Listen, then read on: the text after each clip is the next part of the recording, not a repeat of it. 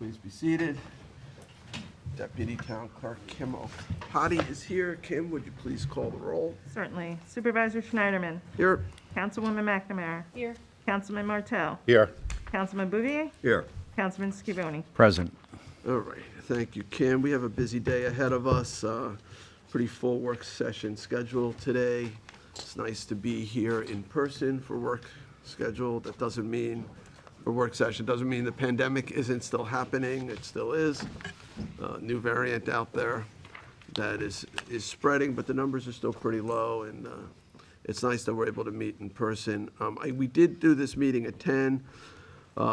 Future ones, I've talked to Janice about this. We're going to try to go back to the 11 o'clock for the in-person meetings. If we're going to go by Zoom, we can do it at 10, but because of traffic concerns, we're going to try to do the work session starting at 11. All right, first up today, we have our Highway Superintendent, Charles Mcardle, here. Charles, if you'll come up. We're also joined by our Controller, Len Marchese, and...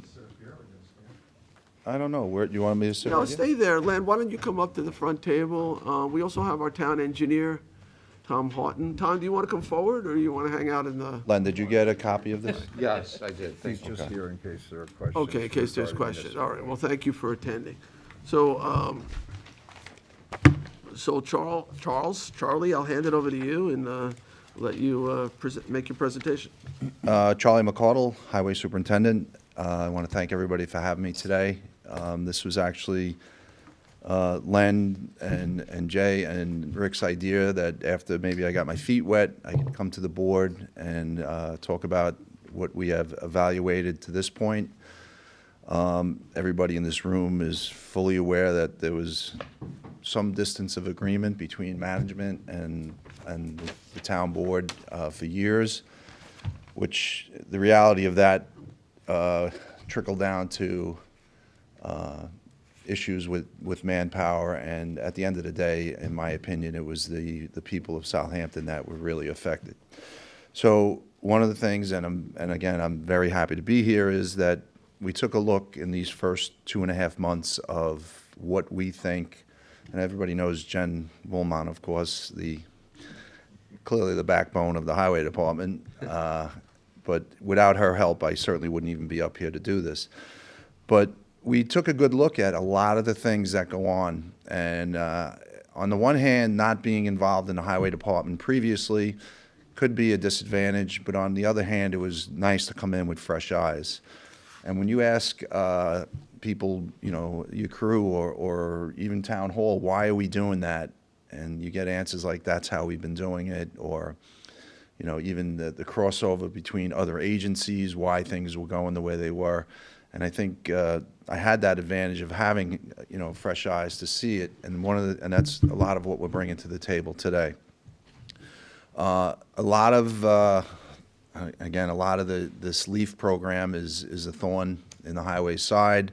We're trying to come up with some common ground where the people aren't upset and the waste management department isn't upset, and so we're still, I think it's still in the making right now. We have what we came up with. We're getting a lot of resistance about the bags. It's something that I'm not against reconsidering.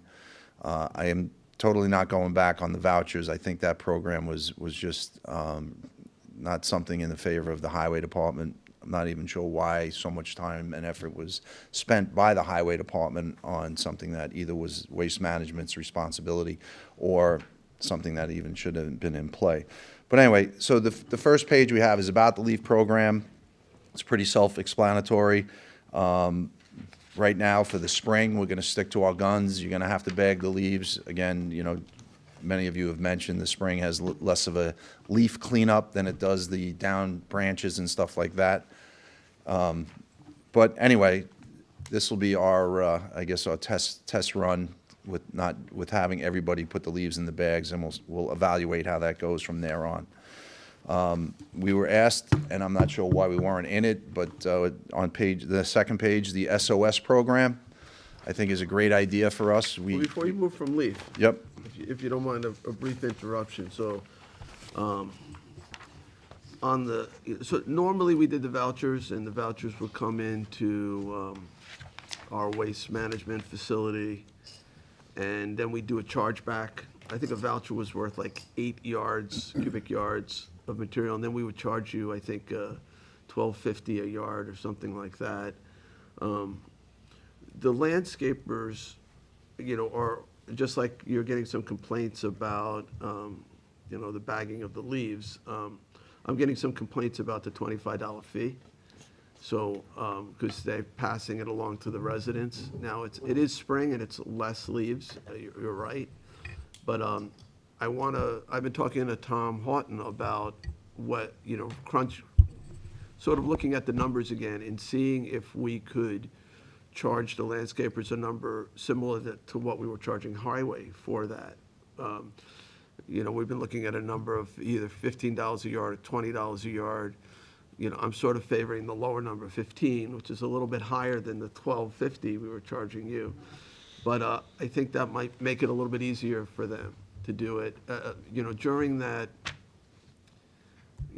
the same time period as the vouchers, that window of time where the voucher program was in effect. So it's just something I'll be talking with the board about. And, Tom and Ed, and Len, we're gonna crunch some numbers and see if we're able to do that. So I think we will, because I know that some of your budget is also predicated on, different funding sources, and when you drop revenues, that could affect things. But we're gonna look at it, because I think we can. Right. So, It's not so much his budget, it's. what his you manage. budget. Right. Right. Exactly. Well, they were doing, Well, I think my budget should. you're gonna have to come forward if, Come on up, Tom, Tom. unfortunately, I can't record you from in the back. So, yeah, go ahead. So I think my budget should be largely unaffected, because we're still gonna be potentially bringing in the same amount of leaves, still charging an entity for them. We may not be charging highway for them, we'll be charging the landscapers. But highway won't have to lay out 24,000 cubic yards worth of chargebacks in this instance. It'll be whatever you collect. Right, I guess the differential comes if we make it, anybody with even those people who wouldn't have had a voucher would be paying that $15 a yard. And Yes. it sounds like that wasn't a huge volume of people. In, Most of the leaves coming in were with We were vouchers. charging them 25. Right. No, But I so- can't, now we won't be able to distinguish somebody. There'll be So no we're all voucher. gonna be charged Yeah, but 15. we, So I've got some numbers in front of me as far as what was brought to us last year. So during the spring voucher season, we took in 4,000 yards worth of vouchers. During the fall voucher season, we took in 24,000 yards worth of vouchers. So those chargebacks were then assigned to the highway department. The highway department paid us $12.50 a cubic yard for those numbers, and that's how we were made whole. As far as highway, they brought in throughout the course of the year, I believe it was 12,000 yards worth of material. So That's the stuff that they're picking yeah, up stuff from the they're houses. picking up, regular weekly stuff during the summer. Right, It's that's the bag leaves that you guys much pick less. up. So if It- we went from, let's say, a total of 28,000 yards at $12.50, and now we may potentially be looking at 28,000 yards at $15, Right, it's a little more. yeah, I don't think we're gonna Well, lose. no, the key number is during that time frame that you had the lower rate in place, how much private Right. people were coming in at $25 a yard, not the highway guys. Yeah, not the highway and not the That's the key, vouchers. that's the number that's gonna drop by half, or, well, not necessarily half, but The $10. private people with the vouchers. No, without No, vouchers. no, just private people coming in and paying us $25 a yard. That's gonna be about 6,000 yards during the fall. All right, so we're gonna lose $60,000. 6,000 yards in the fall. at 20, At $10 a yard, say, right?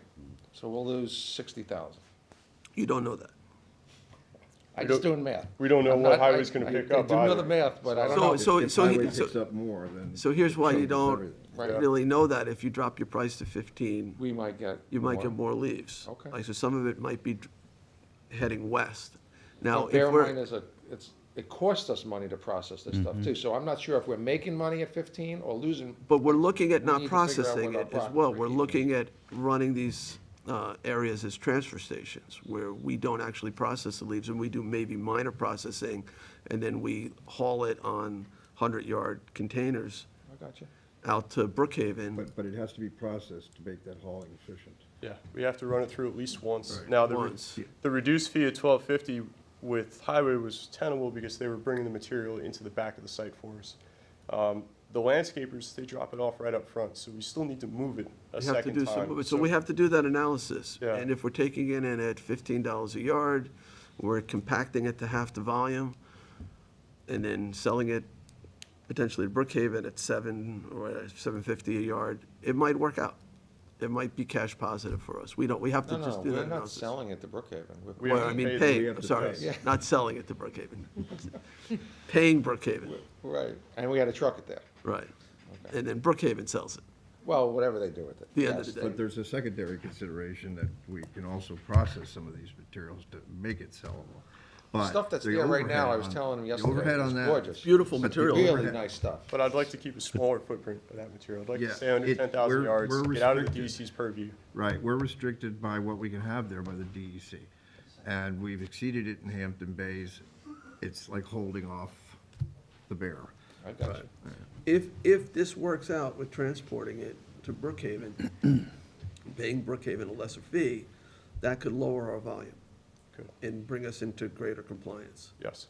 Right, so I- anyway, sorry for the diversion. I think the second part of the work session, it has to do with selling leaves. Oh, yeah? No, it doesn't. Can I just say? I don't It does. think- I don't think we ever picked up, I don't think the town ever picked up loose leaves in the spring. It was only a fall thing. If it was out there, they, of course, picked it up. They did. It wasn't an organized, Yeah, but it says like on the thing, Yeah. there was no loose leaf. yeah, it pickup. was supposed to be for the down branches and stuff like that. Yeah. Yeah, but the problem is that. your They're catch- out there. Your catch basins get Yes. filled with this material. So, to that- your advantage. right, we've had this conversation just the other day. There's a lot more to the stress of seniors putting the leaves in the bag or the extra time landscapers have to charge to do it. There is a tremendous, counterpart of this where it's clogging the drains. We don't know what pesticides people are spraying on their trees. Everybody's trying to combat the beetles killing every tree. This is all on those leaves, and they're running down the road, and they end up in the water. So there's more to this than the stress on the seniors to do this. We talked about some of the youth programs. Maybe we can organize who is in that bracket, of 70 and above, and if we could get maybe some of the youth groups, some of the high schools to maybe help, it could work. But I get it, hey, Jim. Jim and Chris, you guys want to trade places? But if we could move on, Oh, can I just, one other thing on that? yeah. Some of the landscapers were saying they were hoping they could bring the leaves to West Hampton, not have to go to Hampton Bays. Do we accept leaves there in West Hampton? We accept leaves in West Hampton during the voucher season. I did talk with Ed. We don't accept money there, though. So we Okay. would need to hire another scale operator. Okay. And Full-time we're in the for that. process of rebuilding that. That scale. Yeah. That attendance booth. So if we go to the parking system, the identification of license plates, that kind of, if we integrate that, this could work. Right, so maybe in the fall, we can take them in West Hampton or something. I don't know potentially. about the spring. Not right now. Right now, it's pretty All right. overloaded as it is, even today. All right, sorry. Do you all know what East Hampton charges for leaves? I don't. Okay. We can find out. All right. Could be a nice Sorry stop for- off on the sorry way for home. interruptions. No worry, I get it. Hence You know the what'll work happen. session. I mean, Your trailer. Get used to us, we interrupt a lot. All right, so on the next page, if I may, the SOS system.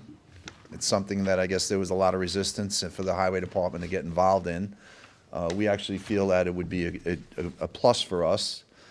We have the people in our office handling pretty much SOS calls all day long, so if we could organize it and be able to track it, it would be a benefit to us. Part of that program, I'd like to, and we discussed this briefly, I'd like to have like a small team that responds to these SOSs, not to interrupt the regular crews and what they do. So in that mindset, it would increase manpower maybe by, I think we have one HEO position, one laborer, and one part-timer would be assigned, plus a vehicle. And the goal would be, they would handle all the SOSs to the level that they could. And if there were no SOSs, which currently we have one, at least one every day, they would be able to offset the barns if somebody was out sick, or if there was, everybody was already out on overtime plowing, it would be 2 extra people that could offset that. Currently, we don't have that. You have the police department have multiple squads, they have people that are off. There's a, surplus to call in on overtime. Right now, we have everybody in, or if, God forbid, we have another rash with the virus, we have all these people out.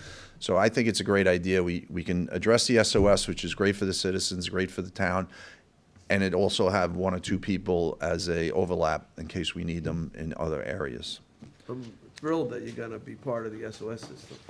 Is this, we've, I think, logged in like 6,000 plus citizen Right. requests for various things or concerns, Sometimes it's a pothole, No, I get it, I get it. And, sometimes it's, And again, it's a, litter on the side of the road. Whatever it is, it's getting heavily used by the public, and the former highway superintendent didn't want to have anything to do with it. And to have, such an important town department participating is really, is great. So, it's actually a great tracking system for us internally also, so we definitely support that. Good. On that note, the next page, we talk So about. Charlie, before you go, Go ahead. the part-timer, how does that work? Is that seasonal, or is that? couple days a I don't week? think there's any union issues about when we use them. We have a budget for part-timers. We currently haven't really reached into that at all. During the bulk of the leaf season, we'd get somebody in to help in the office. But I think if we could do this part-timer, there is a budget line for it. And again, maybe we'll use the part-timer on certain days, not every day, just to utilize, make sure the SOS works. And this team, they're the first ones to go out, look at a job. If they can handle it, they handle it. Yeah, If like not, even, if we get the deers down or a sign down, instead of getting the whole crew to, respond, these guys would be able to do it. Okay. There are things that the SOS go to that will, the onset would be them, but to get the road fix or the pothole fix would generate the rest of the crew getting there. But I think this would offset a lot of the small things. Okay. So, along that line, the whole idea of this was to cut down on personnel involvement, and it does work. But you might, I don't know if you've spoken with Ross Baldwin upstairs, who really. He pushes just met me in the hall. So you might consider mandatory fields in some of these things in We- order to make sure the identification address is required? Because I think, you send people out on a wild goose chase, they don't know where they're going, and you have no place to go. We actually sat in on a demonstration on the whole thing. Perfect. Prior to this. Same thing with the next page. Great. So I think you guys voted on this resolution yesterday, right? So this created that one HEO, not the second laborer. The part-timer is in the budget, the laborer is not, but the HEO was created. Labor will just be reassigned. Oh, okay. We have 2 So laborers this is right now. basically programmed to go now, Yep, budgetarily. yes. Yeah, and that was the question that was asked. Yeah. That was the answer we got. Do we need the budget? That resolution set that up to Other than go. separate resolutions for hiring, that's different. Well, yeah, well, you're gonna have to find people, but, yeah, sure. So on the same avenue as the SOS being able to track it, with the technology that we have, we're just looking for to have as simple as it may sound, iPads for each barn, so they can use the PubWorks program on a level above the SOS, where we send out the tickets for the jobs to get done. We can track them better in the office. They don't have to go back to the barn to use their computer inside. The crew leaders have PubWorks on their phone. As anybody knows, they're a little difficult to work on that little screen. So we're looking for the simple thing of having iPads for each barn, so they can be more involved in the PubWorks. How many iPads is there? So there's 6 barns, and I would like 1 in the shop too, so that would be a total of 7. It'll just help us Eight. track reports, Len? we Yeah. can have daily We have that. reports. Yep. Yeah, an iPad's like $1,200 for the top model, so. Gosh, not the one I got. You got a better one than that? No, the iPad Pro is like No, I was gonna say, Worth $1.95. I have one on my, This meeting's about us. and I have, You guys fight on your own time? I have an iPad, I don't really use it, so you Yeah. can have it. Oh, thank you. I have two, and you can have one of those.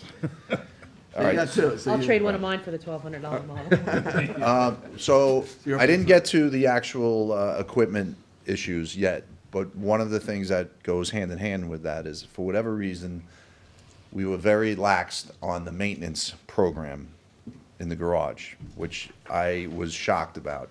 You have millions of dollars of equipment, but they had to go to a notebook to tell me when the oil was changed on certain trucks and when the tires and the brakes were done. So we are all about getting the garage, our shop, which, as you know, just took over Parks, to maintain Parks vehicles, which adds to the spiral notebook. So we want to get back on track with the maintenance program. So we were in touch with Tara, and Tara's been working out a program that would be more suitable for what we do, so it can be understood by the people that are entering all the information, which also is part of the inventory. And, you know, we have a huge, you know, parts room or that we need to keep tabs on to make sure that the ins and the outs are going in the right direction. And so the maintenance program to me is just as important as spending millions of dollars on the equipment. I think we Would that include a replacement program? I And think- I remember a couple of years ago, we bought, I think, 9 trucks at one time, which to me seemed like a lot. You know, we should be rotating the equipment, and, you know, we know how long a truck is going to last, you know, with the, Well, a lot of that has to do with how we maintain it. right, exactly. Which is, again, part and parcel of this presentation. But the maintenance program, a lot of times, let's face it, the town may buy a program that is good, like, on a big level, but it doesn't help, you know. Sometimes the programs, software that municipalities buy are not specific to what we need, so there's a lot of adjustments and so on. But Tara's been working with Jen on trying to get something that's geared just for us, so we can get that in place. Now, moving on to the new equipment. Clearly, we have a budget for new equipment. But as we went through what we have, there was a few trucks, and I think Rick was very involved in, there was 5 Freightliners that were bought brand new, ordered during the previous administration and paid for by the current administration, which is good. It's a good start. Like you said, you have to rotate them in, and that's our plan. But there's a list here of things, and this is not a wish list. This is something that, as you go through this packet, you'll see these are some necessities. And for whatever reason, again, hopefully this will be the last time I have to bring up any conflict between the prior and the current. But there was a lot of this that went by the wayside, I think, by both teams, you know. And we need to get these things up to date. We need to have them with good equipment. The newer trucks are more fuel efficient. They're using better hydraulic fluids. Everything's, you know, for the better for the environment and for us. So those are a few things. We do have, you know, money in the equipment budget. And I think after we do an overview and we go through the budgets, I'd like to follow up with maybe a letter to everybody, letting them know, like, during each line, what we presented and what we have and what we would hope to, you know, to get in the near future. So could I just ask a quick question on that? With the current equipment you have, do you have an idea of how much use it's getting, let's say, on a daily basis or weekly basis? In other words, is it standing idle for any period of time? And the reason I'm asking the question, is there a potential for equipment sharing between parks and perhaps municipal waste and other departments? So I'm glad you brought that up, because a perfect example was that last snowstorm where we had a sub out to get payloaders, and right through my fence was the Parks Department had a couple payloaders that we could have easily. So I support that 100%. You know, we have our busy season, Parks has theirs. I guess Waste Management is busy all the time. But, you know, I'm not locking down my equipment because it just says highway on the side, that's for sure. Look, there are a lot of things stay idle till you need them. And, you know, in here we talk about, you know, addressing the tree problem. Like, you have these trees that look like graveyards everywhere, and we get a lot of calls about these pine trees that are ready to come down either on the wires or on the roads, and we're subbing out a lot of our tree work. And in here, you'll see that we're looking for a bucket truck. We have a couple talented people that could easily take care of a lot of these smaller complaints with the trees instead of subbing out all of that. And it's the same thing if we share equipment. We had to ask Len for more money in the subcontractors for the plowing because we ended up going through that. If we were able to share that or share people, we would have been able to get that done. Bucket truck's expensive, but you don't have one now? We have one that should be, and there's another issue. They have been forced to, I use the word force, encouraged to pass some of these vehicles on state inspections where if you brought them outside of our own shop, they would be condemned. And that bucket truck should be condemned, so we're looking to upgrade. Parks has a nice one, but they do a lot of lighting and they need it, you know? You don't want to have, employees on standby because they're waiting on the equipment. You have, the old term, a dollar waiting on a dime. But, so anyway, again, this is. Just a cautionary note on bucket trucks. So just make sure that anybody going up in a bucket truck has all the right training, because you're getting up there with the electrical wires and, and all the proper OSHA equipment. And We'll keep just saying tabs this on from past experience, not a positive experience. it. Right. Well, just to add another thing on this subject, I think cost sharing also may provide some additional funding from other sources. There is an initiative in the county to do exactly that, and I don't see any reason why that might not help us to find other sources of money for that. This will throw out the lens. Parks, I think, has a bucket truck. Again, they do a lot of lighting, so they're in it a lot. They're using it a lot. Well, yeah, but I don't know how much tree trimming you guys are gonna be doing. If it's something that can be used by both departments. When we see that SOS in place, it's going to be daily. Mm-hmm. Till we get a handle on, these beetles killing everything, But what is? The future. It would be tree trimming for road safety. Right. So a lot of even though they're on private property, a lot of those trees that are dying everywhere all through, the Hamptons, they've fallen on the right of way. So once they get on the right of way, then we get the call, and we got to cut them up and clear them. Okay. Just on that number, maybe just reach out to Marty Shea.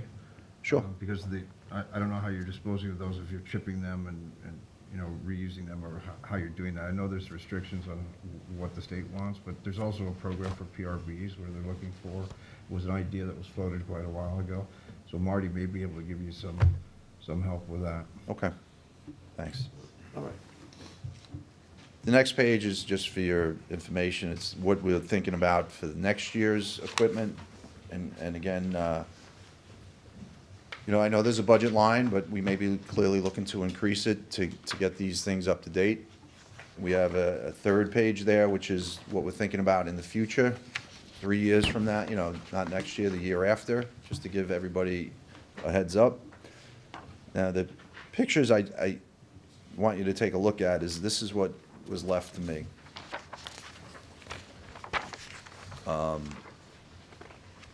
So some of these that you look at, it's just replacing the dump bodies. Others clearly was replacing the trucks in general or the equipment in general. There is a picture in there of the bucket truck that we have that came from the Parks Department. I guess we got a hand-me-down when the Parks got their new truck. But they were going to condemn it, and somebody in my area said we could take it. But this is to me is almost embarrassing. We live in probably one of the wealthiest communities.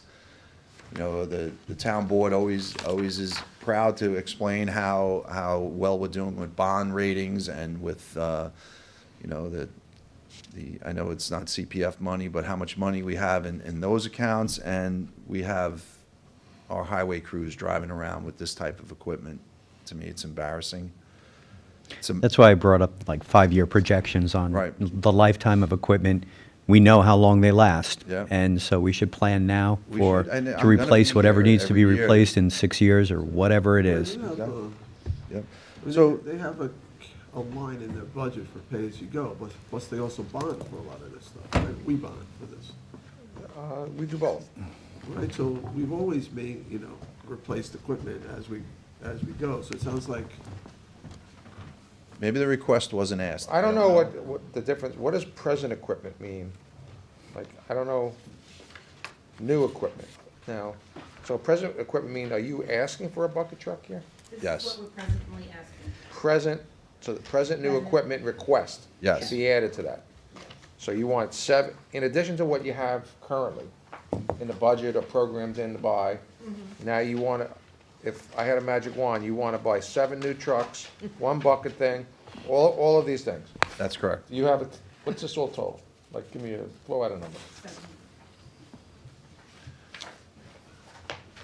Dump bodies for the Or, trucks, right? or whatever. You can either give me a grand total or individual. 700,000, six. Everything on this page. Really? Yep, $670,000. Okay. And then next year's would be part of our programmed into the next year's budget, right? Correct. And how does that compare to what we currently programmed in for this year's budget? Like, Very close. very close. So Very close. if we didn't really change much, other than the one-time ask, Exactly. we could keep you on a program. Within a few $100,000. Yes. Okay, well, that's a big range. In my business, that's a big range. Okay. And the reason, no, Len, the reason why I say that is because we got, not hurt, because we got the trucks. 500,000 was taken out for the 5 trucks that were ordered in the previous year. Right, but now you got them, so I they're brand new, agreed, right? agreed. But, so, that, the next year's equipment budget would be pretty much online. Okay. So, we are asking this one ask to get up to date with these other So pieces. 700 grand catches you up with all your equipment problems. Yes. Now, If these folks were, I mean, we had a couple winters Looking to- that were pretty mild, not this last one where you had that record snowfall, but they might have some reserves left over, right? Some of this might well, let be- him do his presentation, and I'll give you my presentation. So Charlie, just to piggyback on what Tom and Isn't John that how it said, works in court? Yeah. are the, I get the closing argument, though. We'll see about that. is this equipment living up to their life expectancy?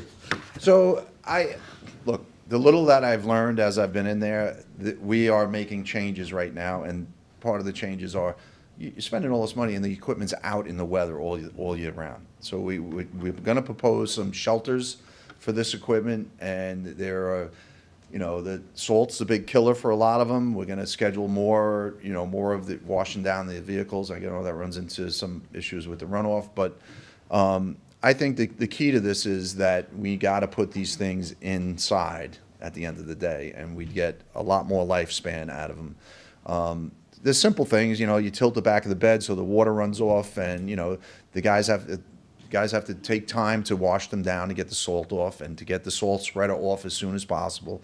So there are things to be done, plus the maintenance program. I think that if we're more on top of the vehicles, then we'll do better. So we're looking to keep them. And let's face it, just like the police department, those cars are their office. And the morale has already been up in the 2 months that we're here by these 5 new trucks coming out, and we ordered some new beds from some old money. I am embarrassed when I see them, and I actually stop them. I'm like, don't drive that truck on the street again. You can see right through the rust. And these are like even small pickup trucks that they're out, So anyway, it's a morale booster, and it's something I think this board should take some pride in, because it is your department that's out there in the public. So. Yeah, I think a In few years addition- ago when I took a tour, they had a 1956 something that was still on the road. Yeah, I mean, look, if they took care of it, that would be great. That's a good truck. But you see the rust on these things, and look, you could have bought that. You can buy those beds, which we're going to do again. We're just going to keep tabs on them for half the price of the aluminum ones. The aluminum ones end up outliving the actual truck. These metal ones, but we're going to have to take care of them. That's all. They're half the price. We need 6 or 7 to replace what we're looking at, which is coming out of the current budget. But we got to get them at least to look, So anyway, on to the new barns.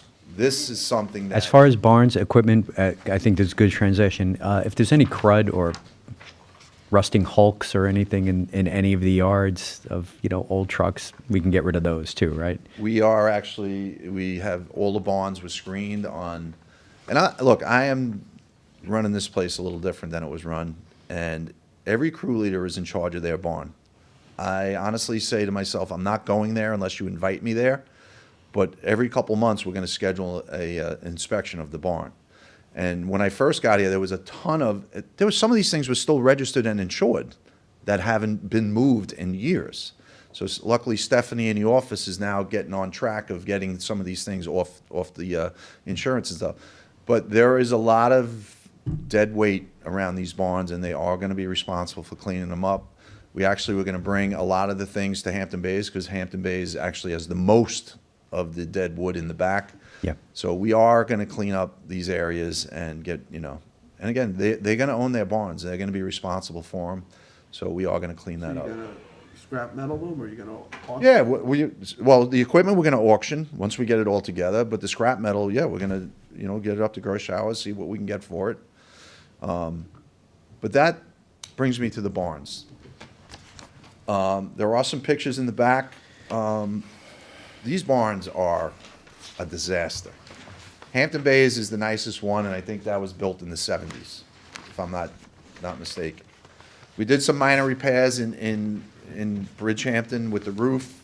We invested, I think, close to $50,000. On my first week there, I tripped over 3 spackle buckets that were catching the drips from the roof on the interior. Never mind what kind of mold and everything else that's going on them. So we have proposals, and I think this is super important, and these are capital projects that clearly weren't listed for this year. But there's a barn on North Sea Road that should be condemned. I mean, I talked to John about it, and they store some of the equipment. They switch winter and summer, but we have to ask the raccoons to leave to go in to get the equipment. We'd like to build a barn there that is just for storage. Just no heat, no water. There's water outside, just electric to put lights on. So the summer and the winter equipment can switch, and we can get clearly more of a lifespan out of the value of our equipment if we get it off the roads. It's a thought on the North Sea barn, and it's more for land, but you were gonna be getting the old, with the current ambulance barn. I don't know if that's when they build a new ambulance thing. Is that something that could be repurposed for highway, potentially? I don't know if it's big enough for the trucks, but You might wanna take a look at it. I don't know if the garage is tall. That's another issue, and you'll see it in here, that a few of these barns, they're too short for the size trucks that we got, so now we have brand-new trucks outside, which make no sense.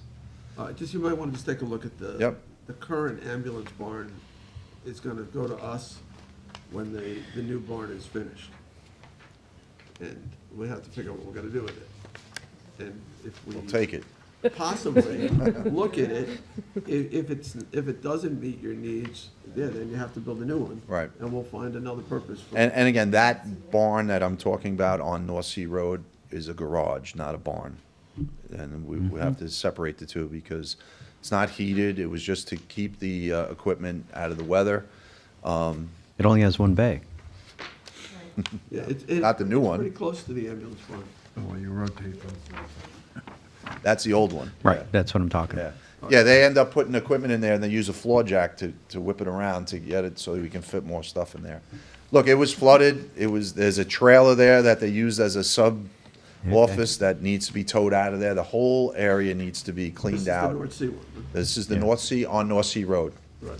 There is a newer barn on, we call it the North Sea one, which is on Major's Path by the dump. That one actually is one of the few that we have is in decent shape. Yeah. So look, the metal, these Morton buildings, the metal for these is clearly very expensive. And in fact, if you order anything now, you're almost at a year's out waiting for these buildings. But I just present this to you. Now, in Nyack, well, Bridgehampton's another one that I think the Pilgrims used to live in. It's actually, we used to get gas there when we were in the police department. That's the one we had the roof, do we have the roof done there or no? Yeah. So that one, you saw the old one. So right now, the Nyack, and I don't know how, we talked about this the other night, how that Nyack barn ever got placed in the middle of that neighborhood, but it did. But it is, I think, 9 acres total. There are some wetlands, there are some issues that we talked about the gentleman that wanted to put the bird's nest up there. But the actual barn that you see in Noyak, we would keep as the office and maybe as their shop. And then on the next page, we're presenting what they should have behind it, because they have lots of equipment that's out in the weather. This would be, again, their barn, similar to what they have in Hampton Bays. Which one are you talking about? Noyak. No, yeah. Yeah. Okay. Besides the Coors Light trucks, we wouldn't put them in there, but that was the only picture we could come up Why with. not? That would be That was a something, revenue generator. I know. that would be proposed for that area, How and many bays do you have currently up at Noyak? This looks like a pretty big barn. There's- Wasn't that the there's picture there? four. Four? There's 8 here. right, so you have summer and winter vehicles, you have, you How have, many bays Where are would this there go, now? behind? Like, you so clear? have you been to that property? Is this like Yeah, a so it would be doubling an of- L then, it would go behind it on an L. So you would pull in behind the current barn, and then you would be able to pull in this way. That would be the plan. How big is the barn now? I mean, how many bays do you have? The current one is only, Four. 4 Is that the bays. picture? This one is 8. Right. No, Oh, no, the no, no, there's a current- picture there. But the problem, and we don't have it in there, if you had a Google Earth picture, you'd see all the equipment that's outside, because none of it fits through those garage Oh, doors. so you're doubling it in size? Right. Weren't we discussing also using that site for, Cell towers? Possibly, yeah. I didn't want to say that either. Well, no, it's been controversial, but And clearly, all of these bonds, we would Because hope we to could have share that revenue here. potentially, if we can, solar panels we on can all of them. I'm open to Well, exploring it. but- Yeah, We talked to, and there's grants hopefully coming Right. from what we're doing to do exactly that. all of the diesel equipment needs to be plugged in the winter months, so it starts, so we have, constant electricity being drawn out of these barns, warming up all the blocks on the big trucks, so clearly, it's a no-brainer, and all of them are open for the most part, to the sun, that all of these new barns would have solar panels. So these new barns, I mean, none of that's in the capital program. right? No. And it takes a while to do the engineering and permitting, so Don't they just put these on a slab? It's not engineering Yeah. really so much. No, they're on a slab. still have to do site plan. There's site plan approval. I mean, administrative, but But again, cost-sharing issues, particularly shared services, where there's potentially money, what might be needed in engineering and waste management, and all this, it might be worth taking a little bit of a wider look. Would you be proposing hydraulic lifts or mechanics bays? No. Okay. We want to centralize the shop to keep the mechanics in Hampton Bays. Good idea. Right. We would probably propose, we're going to research it, I think Southampton Village Highway Department has a wash basin, which I know causes a lot of flags and takes a lot of permits, but it's a great idea. They pull the trucks in, it's automatic water that shoots on the bottom and saves the life of the truck. Right now, we're manually outside hosing them down, and a lot of times in the winter, you can't, the hoses are frost protected, but they're spraying the water on. If it's cold, it's just icing up. So these are the one I think the village has, you pull the truck in, there's water that shoots up from the top, water that shoots from, and that's how they do it. Would you be adverse to every vehicle that we own in the town using a Yeah, facility you're such not as allowed that? in there. Well, I wanted to ask it now. I think I know the answer, but You have to design it, obviously, in an environmentally sensitive Exactly. yeah, way. well, where that's all the water is the captured. advantage, Look, right? The Parks Department is out salting, they're out plowing, they're doing exactly Trustees, right next yeah. to us. Clearly, if we did a centralized thing. But then you'd have to do it in each bay, in each barn, because then you don't want these trucks traveling just to get washed off to travel back. But it's definitely, Sounds expensive. yeah. It's What does a new- expensive to what put does a in, new but a barn- good what does a new investment. barn cost? So the actual garage ones are about $100,000, but the barn ones probably, would we come out with? 60? Those are the prefab type? Yeah, that- the one with the large bays is like 115, and then the other one is. Clearly, that's not built, that's the materials. That's just Steve- for the structure itself, it doesn't include the slab, the electric, or the plumbing. And who puts them, who builds them? You gotta get a contractor to build them, Yep. right? Yeah. It's a butler Well, building. there's also prefab corporations that do exactly that for a garage and barn building. to do Contractor. that. So that would be, a total cost would be erected. Yes, exactly. This is just for the materials. to How get a many ballpark. barns is it that it adds up to, that you look to replace? So we want a new barn in Noyak, and then we wanted a garage in North Sea, and then a new barn in Bridgehampton to replace the existing one. So it's 3 barns, 2 barns, 1 garage. At roughly 300,000, like 100,000. Around 500, yeah, $500,000. at least. Oh, because you have all these other pieces too. Yep. Yeah. That's just the So you need like materials. $500,000 there. Which it'll end up being 1 barn, but we'll take it. Is that, I guess, there's really no infrastructure grant money out there, even though there's federal infrastructure money. This is probably not eligible for any of it. I don't think so, Yeah. no. Yeah, it's a big undertaking, you know, this is like, Environmental side. It's a multi-year plan. it's like you should Yeah. probably look to fund one thing and then just do it for 3 years, you know, like Right. 1 year, another year, and another, you know, like, it's not like you can do it all in one shot. Pay as you go. Well, yeah, like you figure out a way to come up with 500,000, and then just build that in. Now it's programmed that you replace one a year or something. Right. So you don't have to come up with 500,000, you have to come up with 150,000. No, you need 500 for barn 1, right? Then year 2, No, He's talking about bonding it. I thought all 3 barns would come in at like 500. You say 500,000 per barn? barn. yes, oh, definitely, if not more. Maybe Constructed. Like, yeah. I've done this before, this is not, All right, yeah. so yeah, so then you need $500,000. Absolutely. And then by the time you do the site work and whatever, God knows that could add up, and then you need drainage and. You're talking Yeah, three yeah, million. yeah. Some of that is eligible. It becomes for like a whole badilla. Infrastructure money. Len, you're supposed to be helping.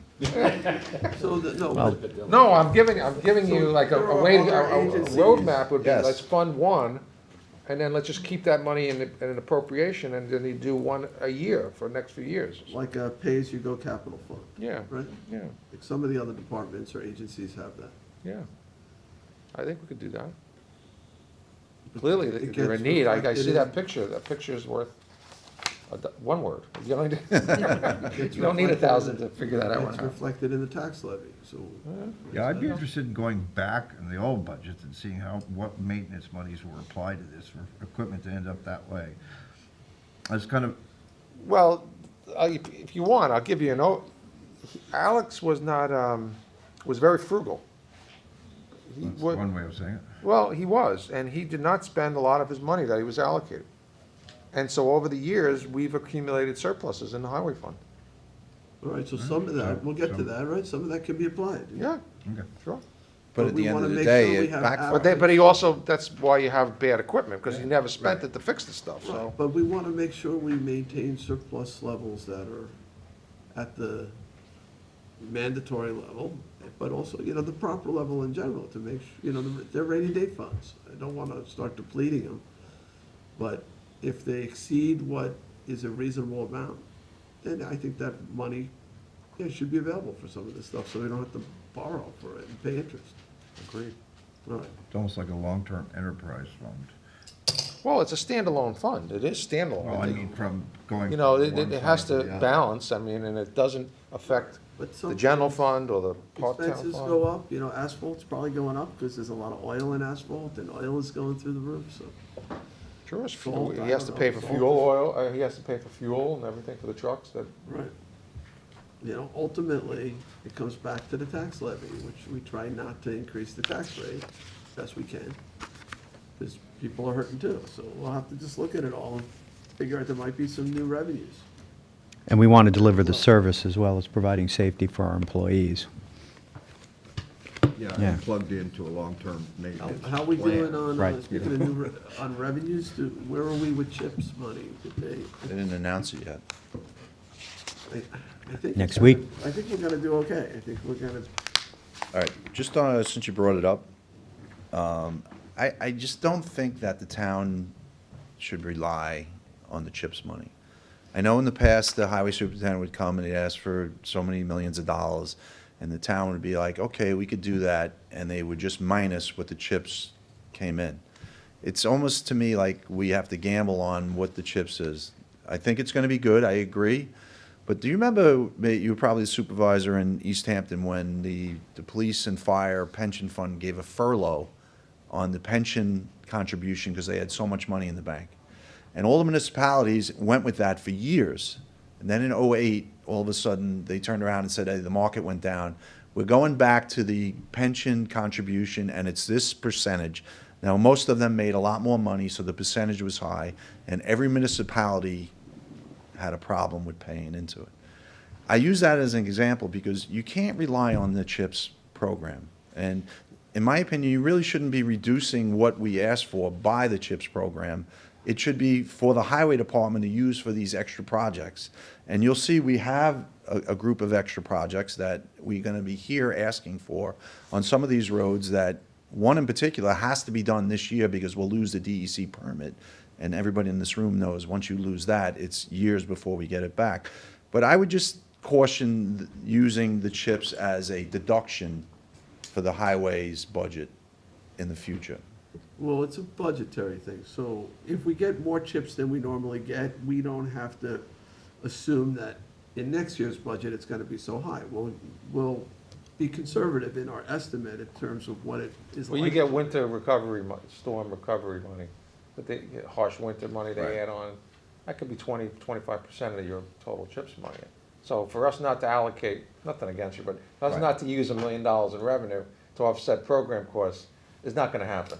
It's just, we're gonna need to do that. I mean, it's just, you don't get a blank check. It's just, And again, it comes back to, the budget and the taxes, and we wanna try to keep things as level as possible. So if suddenly we stop using chips as revenue, I gotta make it up somewhere, and I don't have a place to go other than Right. property taxes, and right.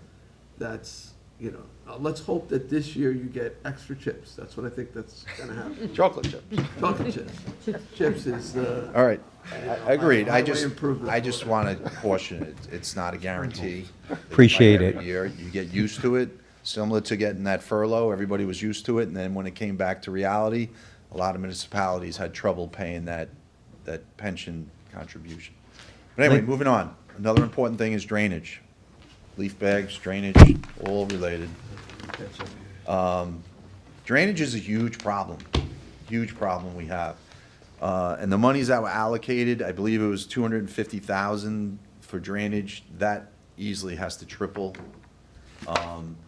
We have a couple really talented people that are gonna be, we hope to do it basically on a full-time basis. A lot of times we sub it out, which is, to me, seems to be a waste of money.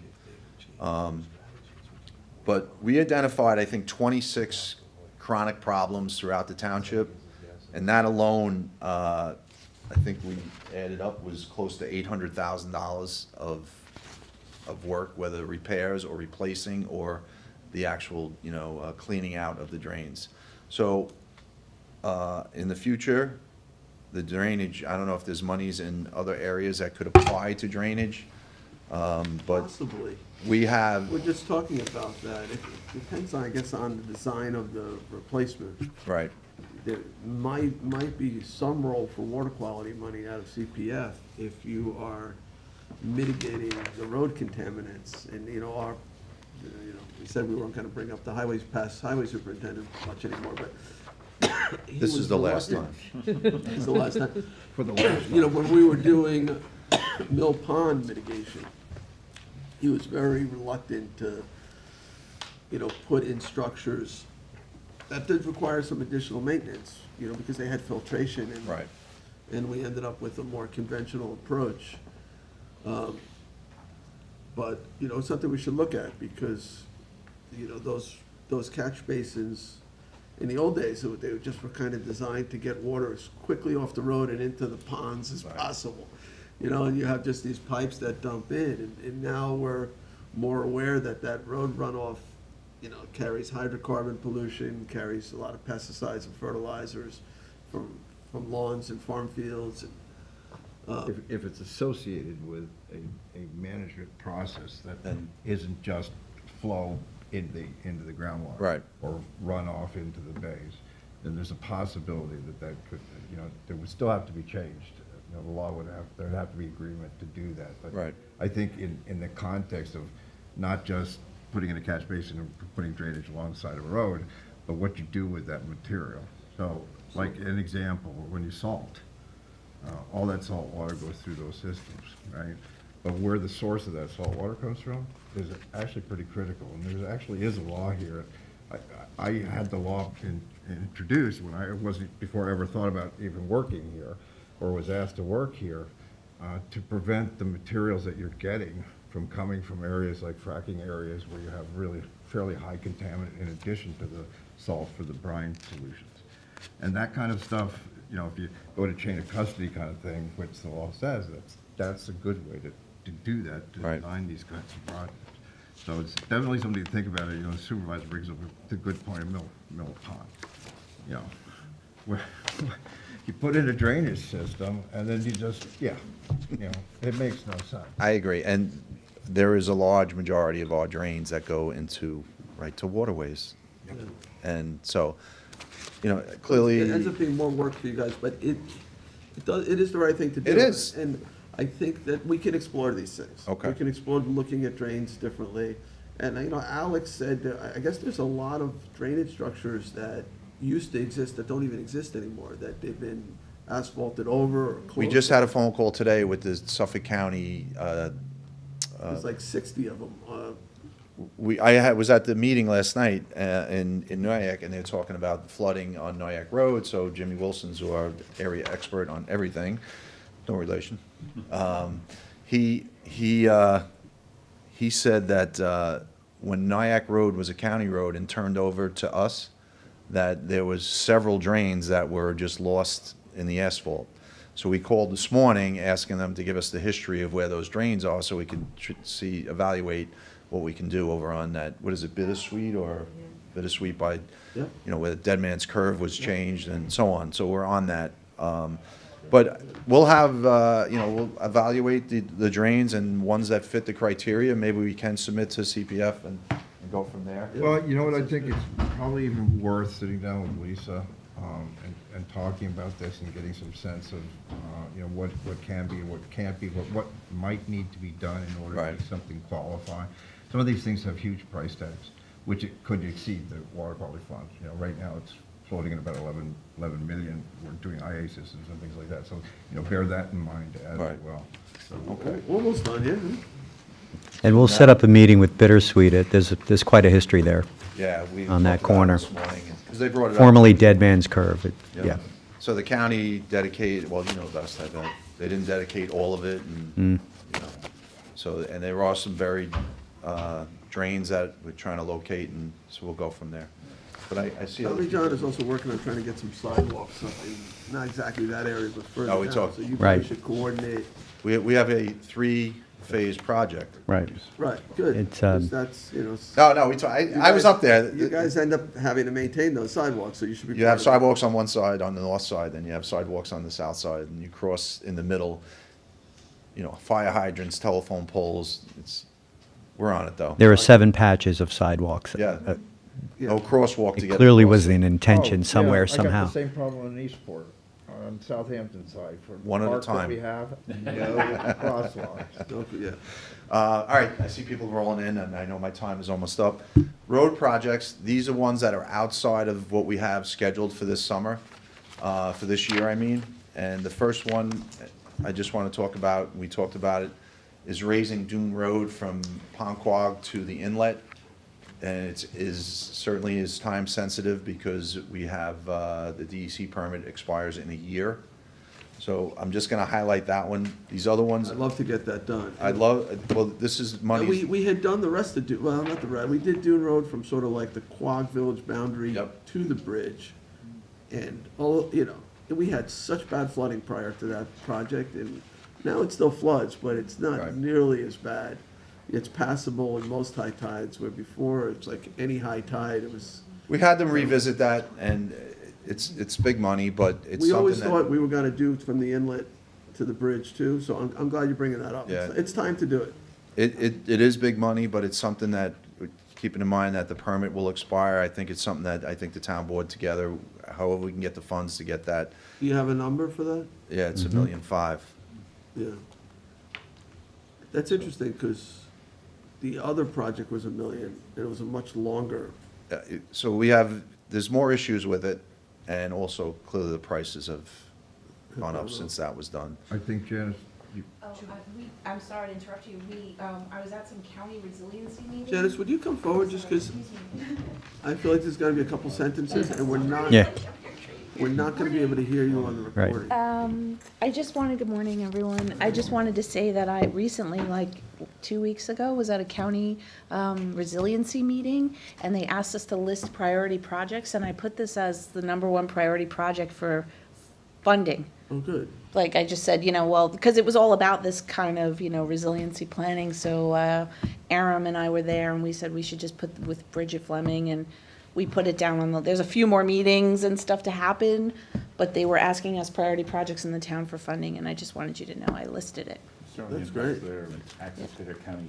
Yeah, and so we said it's a Land. commercial fishing dock, it relates to county They own parkland, property. there was all that, so we put that down, and I just wanted to tell you, like, hopefully, business. By the way, that was backed up by the Superstorm Sandy recommendations on, on storm mitigation. yeah, so there may be some way to, some synergy there to get some county funds to help with No, that. that's great. I only know because Thank I you. insisted Sure. on that, too. Look, either way, it needs to get done, and maybe we get reimbursed or whatever, but Yes, so, but we put that down as our item 1 in that location. all right, good. And it'll be done after the subaqueous crossing, so that we can pave over the, well, I wouldn't want to put in a road and then have to cut it. Go ahead, Charlie, you had a few others, right? Yeah, just briefly, it's been a point that Jay's brought up many times, to raise the end of Flying Point.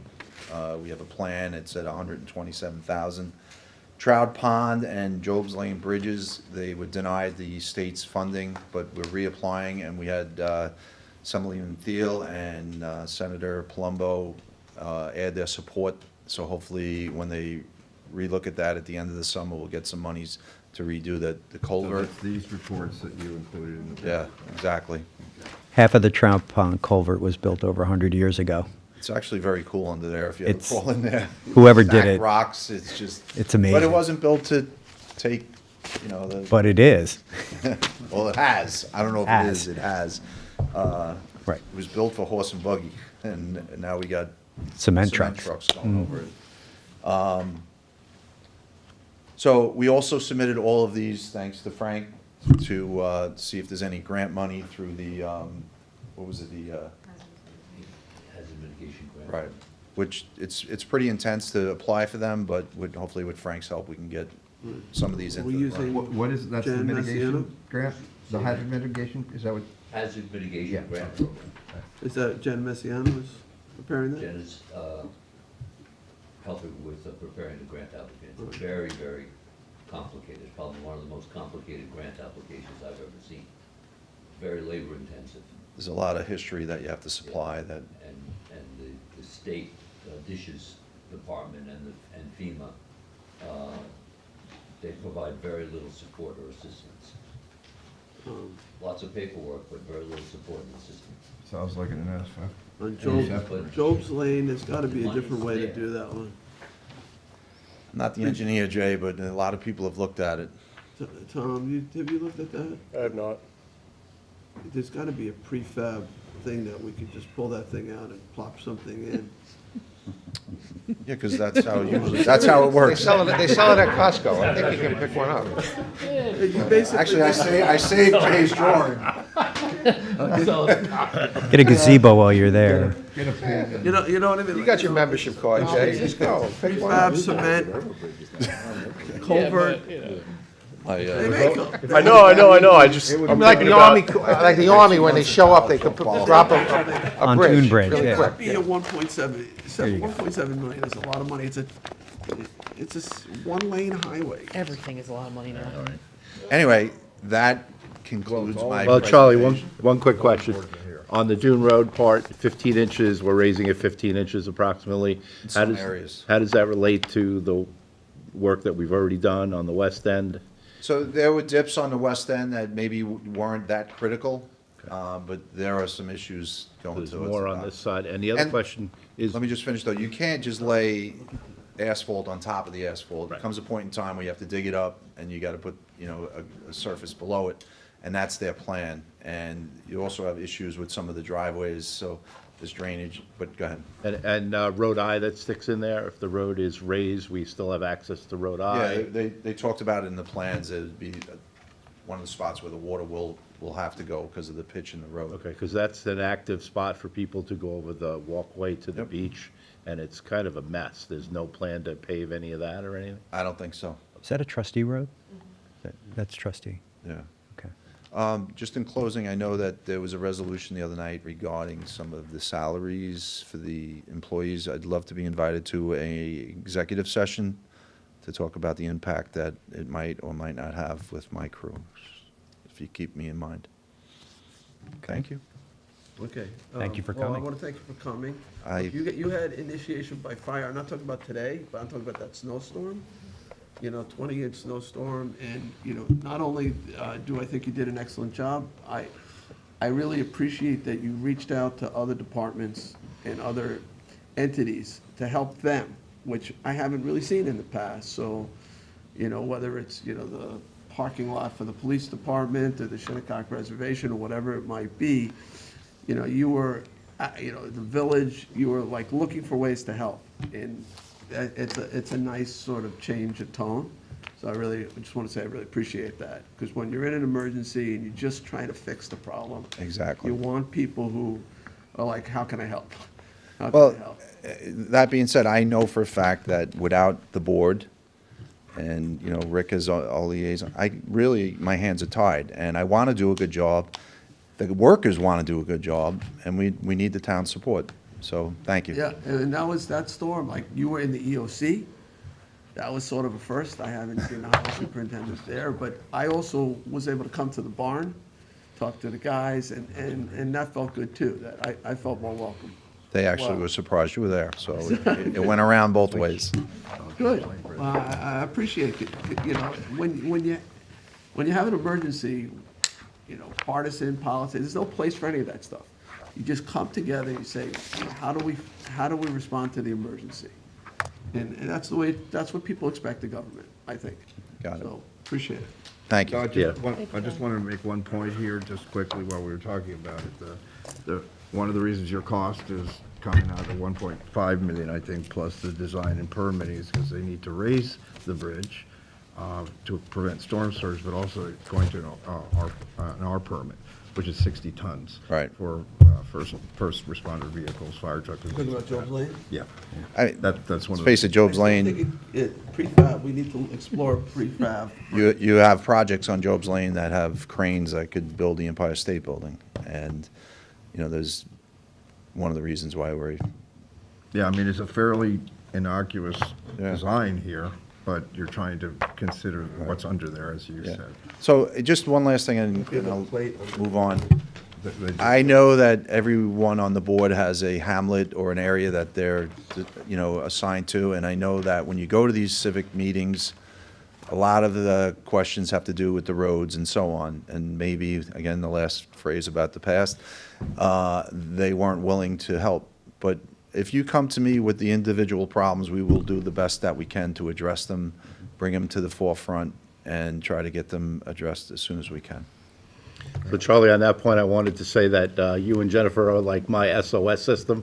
I send you guys a text and I get a reply, and it's usually taken care of rather quickly. We did have some issues with flooding on some roads in Watermill and some other items that I sent to you. They were all taken care of quickly, and I'm still getting thank you notes to the highway department for that. So thank you for taking care It of was it. fairly rare. Yeah. Thanks again. Thanks, Joe.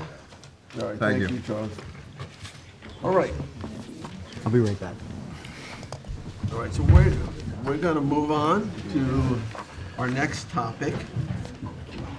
This should be a fun one. You got to stick around, Charlie? Yeah, I have a big interest in this. All right, we're going to talk about zoning related to marijuana, recreational marijuana dispensaries. Are we also talking about the consumption, or we're just talking about? Retail sales. Just retail sales, okay.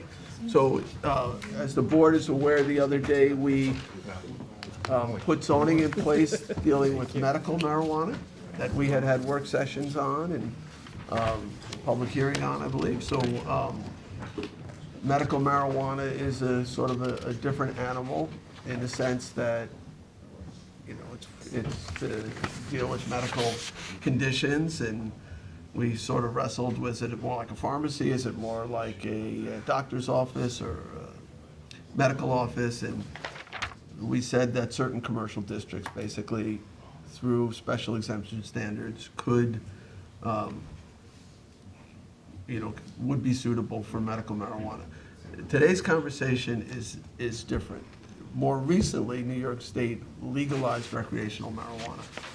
And it is now legal to, similar to smoking cigarettes, smoke a marijuana product on the street, or, I have met a little bit with Jim and I think Kathleen about putting some restrictions in place in terms of our parks, in terms of saying you can't smoke cigarettes in these places. Right now, you can smoke cigarettes. That would also then prevent you from smoking cannabis cigarettes. So, but today's conversation is not about that. Today's conversation is about what the zoning ought to look like for retail marijuana. And just to preface, before we switch over to Janice and Kathleen and Michelangelo, you can't just open up, no matter what the zoning is, you won't be able to just open up a dispensary. You're gonna have to have a state license, and the state is not giving out very many of these licenses. I've heard maybe as many as 3 in the Assembly District, which includes a pretty big area, so maybe 2 in Southampton. It's hard to say because they haven't done it yet, but, so you're not gonna see lots of these things, but since we did not opt out, nor did Riverhead or Brookhaven or Babylon. So now we do have to put zoning in place so that you can have these things, so we can regulate the hours of operation and things. I'm sure Kathleen is gonna get into that.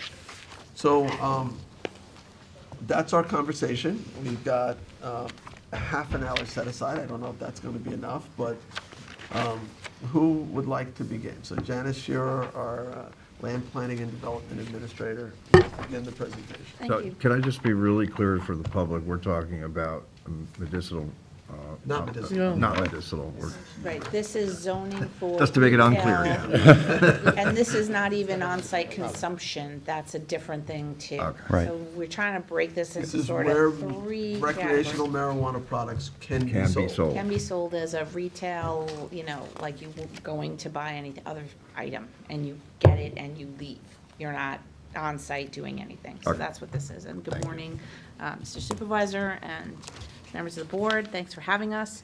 What we handed out is just actually, there's nothing here other than just the actual zoning, commercial zoning districts, like a zoomed-in aerial of commercial zoning districts, but you'll notice that there's a little boundary around where there are schools, educational facilities, and religious uses.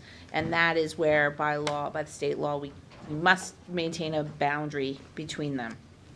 The state School law buffer says- is 500 feet, a church buffer is 200 feet. So this basically shows you where you can't be, just in terms of the yellow and the blue. Like as long as you're not in those and outside of the line, or the little hatched line is sort of the buffer between those 2 lines.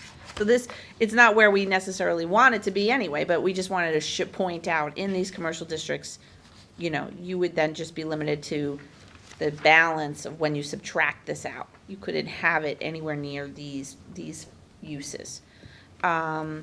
So our conversation today is where would it be appropriate in commercial districts? We have some ideas about, pros and cons of each one, and we can go through that. But before we do that, I think it would be great if Kathleen just reminds you what you can and can't do from I believe it's time, manner of consumption, time, place, manner. Yeah, so just quickly, nothing crazy, and then we'll get back to these actual hamlets and saying, well, there's this many, there's a shopping center business, there's an industrial area, there's a village business, if we were to locate that, just to get a sense of where you're thinking. There's nothing going to be set in stone today, but we can give you some talking points on what we think are the pros and cons of having it in each location. Well, the law itself hasn't been totally defined yet, right? Right, so, good morning, board members. Good morning. As you indicated, Councilman Bouvier, on March 10th, I'm going to back up a little bit and give a brief overview. Is that okay? Yeah, that'd be great. Okay. On March 31st, so almost 1 year ago, 2021, New York State legalized adult use cannabis or recreational marijuana when it adopted the Marijuana Regulation and Taxation Act, which you've heard of. It's the MRTA. That state legislation created an Office of Cannabis Management, or OCM, which is governed by the Cannabis Control Board, or CCB, to oversee and implement the law. The new OCM is created as an independent office of the Division of Alcoholic and Beverage Control. So similar to how the State Liquor Authority oversees alcohol in New York State, the OCM will regulate cannabis in New York State.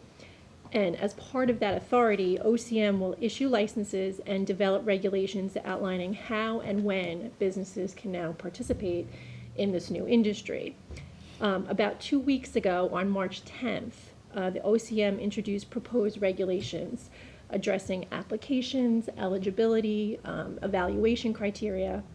So essentially what that application to the state and what that selection process will look like. It hasn't been adopted yet, but that's been introduced. I can give you all a copy of that if you'd like to see it. So as the state is working to finalize its licensing process, it's now an appropriate time, because you haven't opted out, for you to start thinking about where you're going to regulate and zone this in your town. And as you likely remember from all the discussions we had, though the state is issuing a lot of licenses as it relates to cannabis, the only two that you have the opportunity to regulate from a local level are retail dispensaries and on-site consumption establishments. For the purposes of this discussion, we'll only be focusing on retail dispensaries. That is to say, where can you buy it in the town? But As you're Jeff- confident that whatever they come back from, with a recommendation is not going to affect our ability to zone this? Or, are we going to get some kind of mandate saying you can only do this, this, and that? Or is it going to be left up? It's left up to us in terms of time, place, and manner restrictions, and certainly zoning regulations. So where can we put it? So the only things that the state has so far articulated in the New York State law, as Janice and the supervisor indicated, is that it cannot be within 200 feet of a house of worship or 500 feet of a school. Which is this, what we're looking at? Right. Beyond that, you are absolutely permitted to pass a local law regulating time, place, and manner, as long as those do not make the operation of the business unreasonably impracticable. There's no definition for that, but you can probably get an idea of what they mean by that. You don't want it to make it so restrictive that a business can't be successful. That's not anything new, right, Kathleen? That's something that's applied Correct. to other uses. Right. Adult entertainment Yes, establishments years ago. exactly. So, John, to your point, you could pass a local law pertaining to the location of the licensed establishments, which I think is what Janice and Michael have focused on for you today. The hours of operation, adherence to local building codes. So the actual code provisions aren't set yet, but the first step is to identify the zones in which you would like to see it, or in which you would permit it to happen. And I apologize for taking your time. Just Yep. the public, I think, at least from information I'm getting and correspondence I'm getting, are still confused about this. So this Absolutely. is an opportunity to. And that's understandable. I think that's also understandable because there are so many licenses. There's at least 7, 8 licenses, cultivator, distributor, that the state will be issuing, that we're preempted from getting involved in. But there are these two facets, retail dispensary and on-site consumption, that we are allowed to participate in. So that can be confusing too, I think. Yeah. So cultivation would go under ag and markets law, or it would be Yeah, included farming. in? It's considered okay. farming. So your living room would be, No, my living room would not. However, we have plenty of places in the town that fall under that, including our ag reserves, and that's, that's why I asked. Yeah, and then you get into is there, so every use has some matter of accessory retail. So we would have to say, well, do those farming operations, can they sell something in the farm stand? As an accessory, so you'll have to think about that. and that's been brought up. But we may be preempted by the ag and markets law. That's why I brought it up, because it's a very strong, It's just the common practice is to say, well, if you grow it, you could sell it. right. But what about if it's marijuana? Is that still something that's, Okay. it's just another product in terms of farming? Mhm. It depends on the. But as an side of the accessory street you're on. use, you may be causing other traffic issues. I don't know. you know, but if there's, you know, so we'll have to think about that. So hopefully, yeah, that's the end of my overview. Hopefully that gives you some broad stroke reminders of what this new legislation is all about. And then Janice and Michael can take you through each hamlet that they've identified. Right, so every hamlet has basically the same, you know, we all have LI 40, which is the light industrial zones. That's, by the way, where the adult entertainment and those kinds of uses are permitted, and the only zone they are. So the tendency is to want to, you know, sort of put the maybe undesirable uses in LI 40, but I would also say that LI 40 is precious to people who do light industry.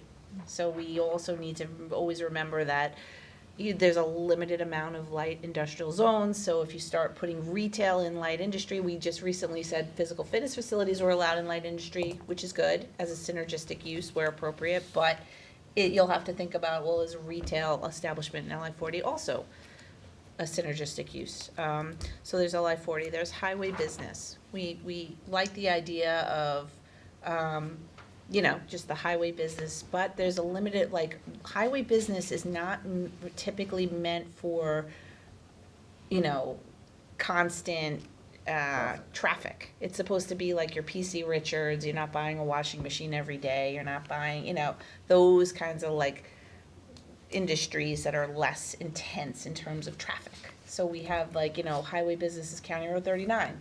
Car you know, dealers, right? Car dealership, you know, things where you, it's, you know, in other towns they're called, they sometimes call them wholesale or other service industries, you know, but our highway business, especially on County Road 39, our main objective there is to protect the roadway because we don't have any shoulder. We have no ability, you know, we all know what happened with the merge long ago. So we're always worried about the retail on County Road 39 more than anywhere else because of the fact of the traffic issue.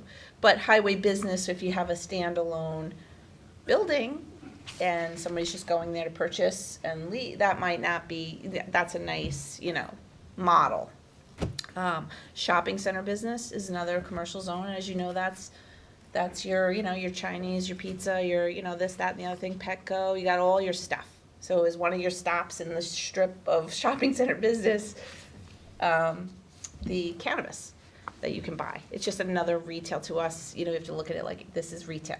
Then we have village business, which is more of a downtown, and the pros of that is it may activate the downtowns with more foot, you know, you're parking your car, you're walking around some kind of VB, going here, going there, getting what you need, and one of those things may be a cannabis retail operation. Again, not to be consumed on site. And so that's real, and then we have HO and HC, which are, HO are Hamlet office, and H commercial, and HC is Hamlet commercial. And those are meant to be like your little sort of architect in a house or a dentist, you know, that old school, like, you know, it's on the fringe of the VB, small. The size requirements are like 3,000 square feet. You can get up to 15, but they're supposed to be little, small units. But that is another VB-ish feeling sometimes. Like you can, you know, feel that you're in a little bit of a downtown situation in HC, in some locations in our town. So those are all the commercial zones, basically, that they could Janice, is it appear. a fair comparison to say a dispensary is like a liquor store in a way? Like that's where people, liquor stores where you go to buy alcohol, a dispensary is where you go to buy marijuana products. Should we treat them like liquor stores, or should we treat them differently than liquor stores? To me, it seems very similar. The dispensary in the medical sense was sort of like, well, it's not a, it's like a pharmacy, but you can't go buy, you know, all the other products like a CVS or a Rite Aid. You're just buying that product. And you needed a license, which is similar to a prescription. Or And you need a conversely. prescription. So we said HB is good for the medical dispensary because those are very few people who have a prescription. Right. Who are going there for a very specific medical. And probably even less when you have recreational. Right, so recreational is more like a liquor, anybody who's of age, the liquor store, or, you know, is the same idea, you can then go there. So, yes, Yeah, I guess would what I'm say saying it's is that similar the to a liquor medical store. May get less use once you have recreational places, so it's even True. less traffic. That's what I was trying to say. But I think there's also be pressure for retailers to want to combine these products, say a liquor store. Well, that's where shopping center business. So you have a shopping center, you could have a liquor store and a cannabis store and a Petco all in the same but- thing, and it's fine, The you know? liquor stores, are they allowed to deliver? They're starting to be able to. With an app, Drizzly, I don't know if, I think. And they the have to only be reason I connected. mention that is because I know with cannabis, they are allowed to deliver, or maybe separate companies. There is legal delivery, which may mean that, I you know, believe liquor stores less do people. Yeah, I Do think they? they do. I believe so. So less people may be going to these sites. The other question is, when you do have it on site, we would, you know, want to know whether or not you would allow, you know, where they're permitted a drive-through, or there's never an opportunity to drive-through. You know, probably not. I wouldn't recommend it, but these are the zoning things that we want to know from you. We don't. With the vacuum drive-thrus tubes. for We don't, hamburgers. we barely don't ever want drive-through, so, okay, so that's out. Can I ask, is there a distinction, or like, are all dispensaries the same? Or they're like boutique dispensaries for, you know, versus larger dispensaries? You know what I mean? Like. Mike did a with- lot of with- research, with so other let's hear what he products, So, yeah. You know, where you. I have to be very careful how I summarize my research. But from the research I've conducted, they really all seem to be about the same size. There isn't kind of like the supermarket. Is it 5,000 square feet or less? It is 5,000 square feet or less. They seem to be smaller in scale and accommodate, I don't know, 5 to 10 people at a time. Now, in the state of Massachusetts, it appeared to be more along the lines of an Apple store. As I recently spoke to you and visited in Manhattan, that had a more of a head shop feel, which is not exactly what we're looking for here. And so, When you say Manhattan, is there already legal recreational marijuana There are. sales in Manhattan? How did Yes. they get ahead of everyone else? well, the cashier I spoke to, is not a land use expert, but it seemed to be that they were all CBD-esque kind of stores that were able to convert. Yeah, and they were able to convert to a THC product. But The they, state hasn't put the rules out. Right. but This Manhattan has just always kind of happened. been its own zoning. I think that head store's been there since 1958. It might be, and they are everywhere now Yeah. in Manhattan. They have trucks on every corner. Right. We're looking at a different scenario. And so, you know, this is not something for us to be fixated on. Manhattan zoning isn't really Euclidean zoning, and, you know, you have liquor stores, cannabis stores, all next to one another in very different various ways. Where we're thinking about this is, if it was this kind of a smaller building, you know, how does that look? How does that interact? And to quote Janice, it does activate a downtown, and there may be other uses that pop up that complement it, such as other restaurant uses, other recreational uses, other experiences, whether yoga or something like that. So I don't know. What am I, yoga tangent? Great Barrington, Massachusetts. I mean, you know, Yeah. there are upscale communities that have these stores, and I we appreciate spoke what to- you're saying about, you know, an Apple store versus, you know, a head shop. Does the new policies allow these dispensaries to sell other products? I'm not sure. I don't think. I don't You know, It's not The here license yet, that's the doesn't- question. I looked at Well- the license yesterday, the part, I think it's part 116 that the state just put out on March 10th. It doesn't speak to that, no. It's And how about likely- existing yeah. stores obtaining a license that sell? Yeah, it's difficult to say how. Okay, they're so doing we'll it. we'll see how it So comes the out. I know the question I would policies say, were if you written, allow it and as retail, Mhm. then other retail is just more retail. So say you're selling marijuana products and you want to sell, you know, some kind of Pipes. snack Oh. to go with it. yeah. Then that would be retail too. Or So really we don't- anything, you know, little tchotchkes, or, you know, just have other things in your store to make, you know, ends meet through the wintertime or Right. whatever you're doing to draw people in. I think it's Colorado where they have it, they actually have it as part of gas I would stations. Well, in New York State, I'm specifically asking about our policy in our stores, so We might we'll not have an we'll answer. see, I don't think they yeah. have an answer. So you're, that's a good question. Or is it a one-off, this is the only product that they So sell? we're sort of, So we're can geared it be to a talking head about, shop like, I have my and license a and I want to dispensary? open my Yeah. marijuana dispensary. And phones, I recreation don't know. shop. I don't More know if so they than waste the shelf some other. space.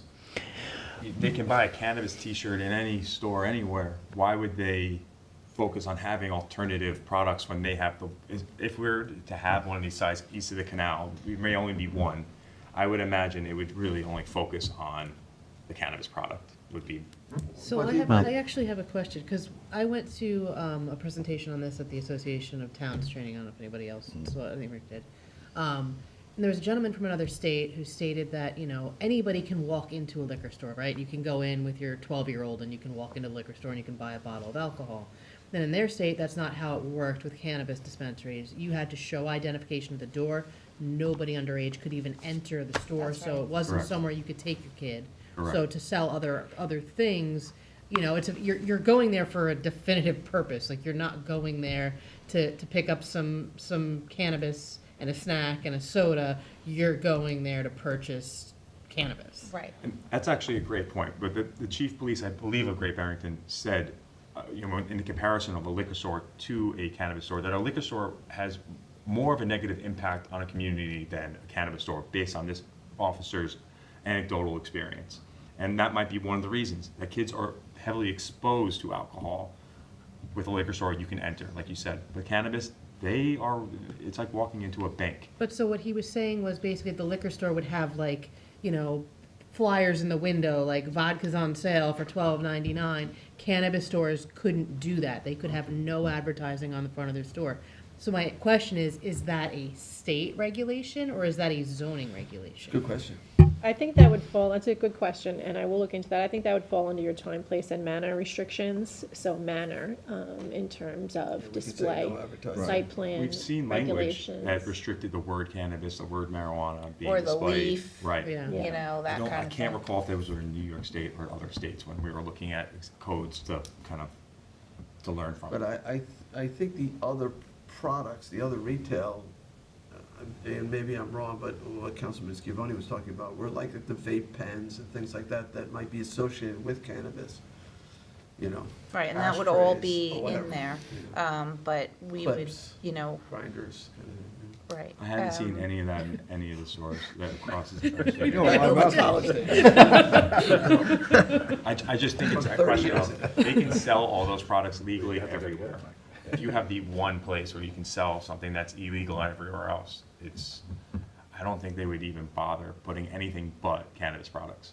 And then they're limited to how many, like, in an area. So what Jay was saying, like, if we could have, like, maybe 2 in Southampton. So if you said Village Business, there could be 1 in East Quogue and 1 in Bridgehampton. They wouldn't necessarily both be, like, in Bridgehampton or. Well, I think you can say, you know, not within a certain distance, and that's what we said for the medical one. You can't have it within a certain distance from an existing one. Okay. You So can how like many that medical banking or ones something. do we have? But they would be limited to, so mean, so just we pass wouldn't a know code. how Pa- many, pack- the I mean, state as would far as limit how many application, is licenses anything- were issued? Right. Okay. Well, again, But you only could pass the start code, I out think, by on Tuesday. saying nothing within a mile of Yeah, each but I other or would have thought they something, if would you have wanted reached to. out for, You know, So they weren't both, information. like, They- in one one or two of them. geographic Mr. area. Langell, could you speak to sort of the philosophical or ethical considerations? Because I've been struggling with this. And, Sure. you know, the low-hanging fruit to me has been where we allow adult entertainment. If we, you know, how do we say we're not going to allow a dispensary if we're allowing, you know, that type of club? And that's like the LI 40 zones, LI 200 zones, and then sort of saying, well, you know, because there's more traffic than a typical industrial type of use, can we go LI 40 that's on a, you know, major highway, a state highway or a county road, you know, maybe near a signalized intersection or something like that, so we can mitigate the traffic impacts if there are any. So to me, that was like the low-hanging fruit.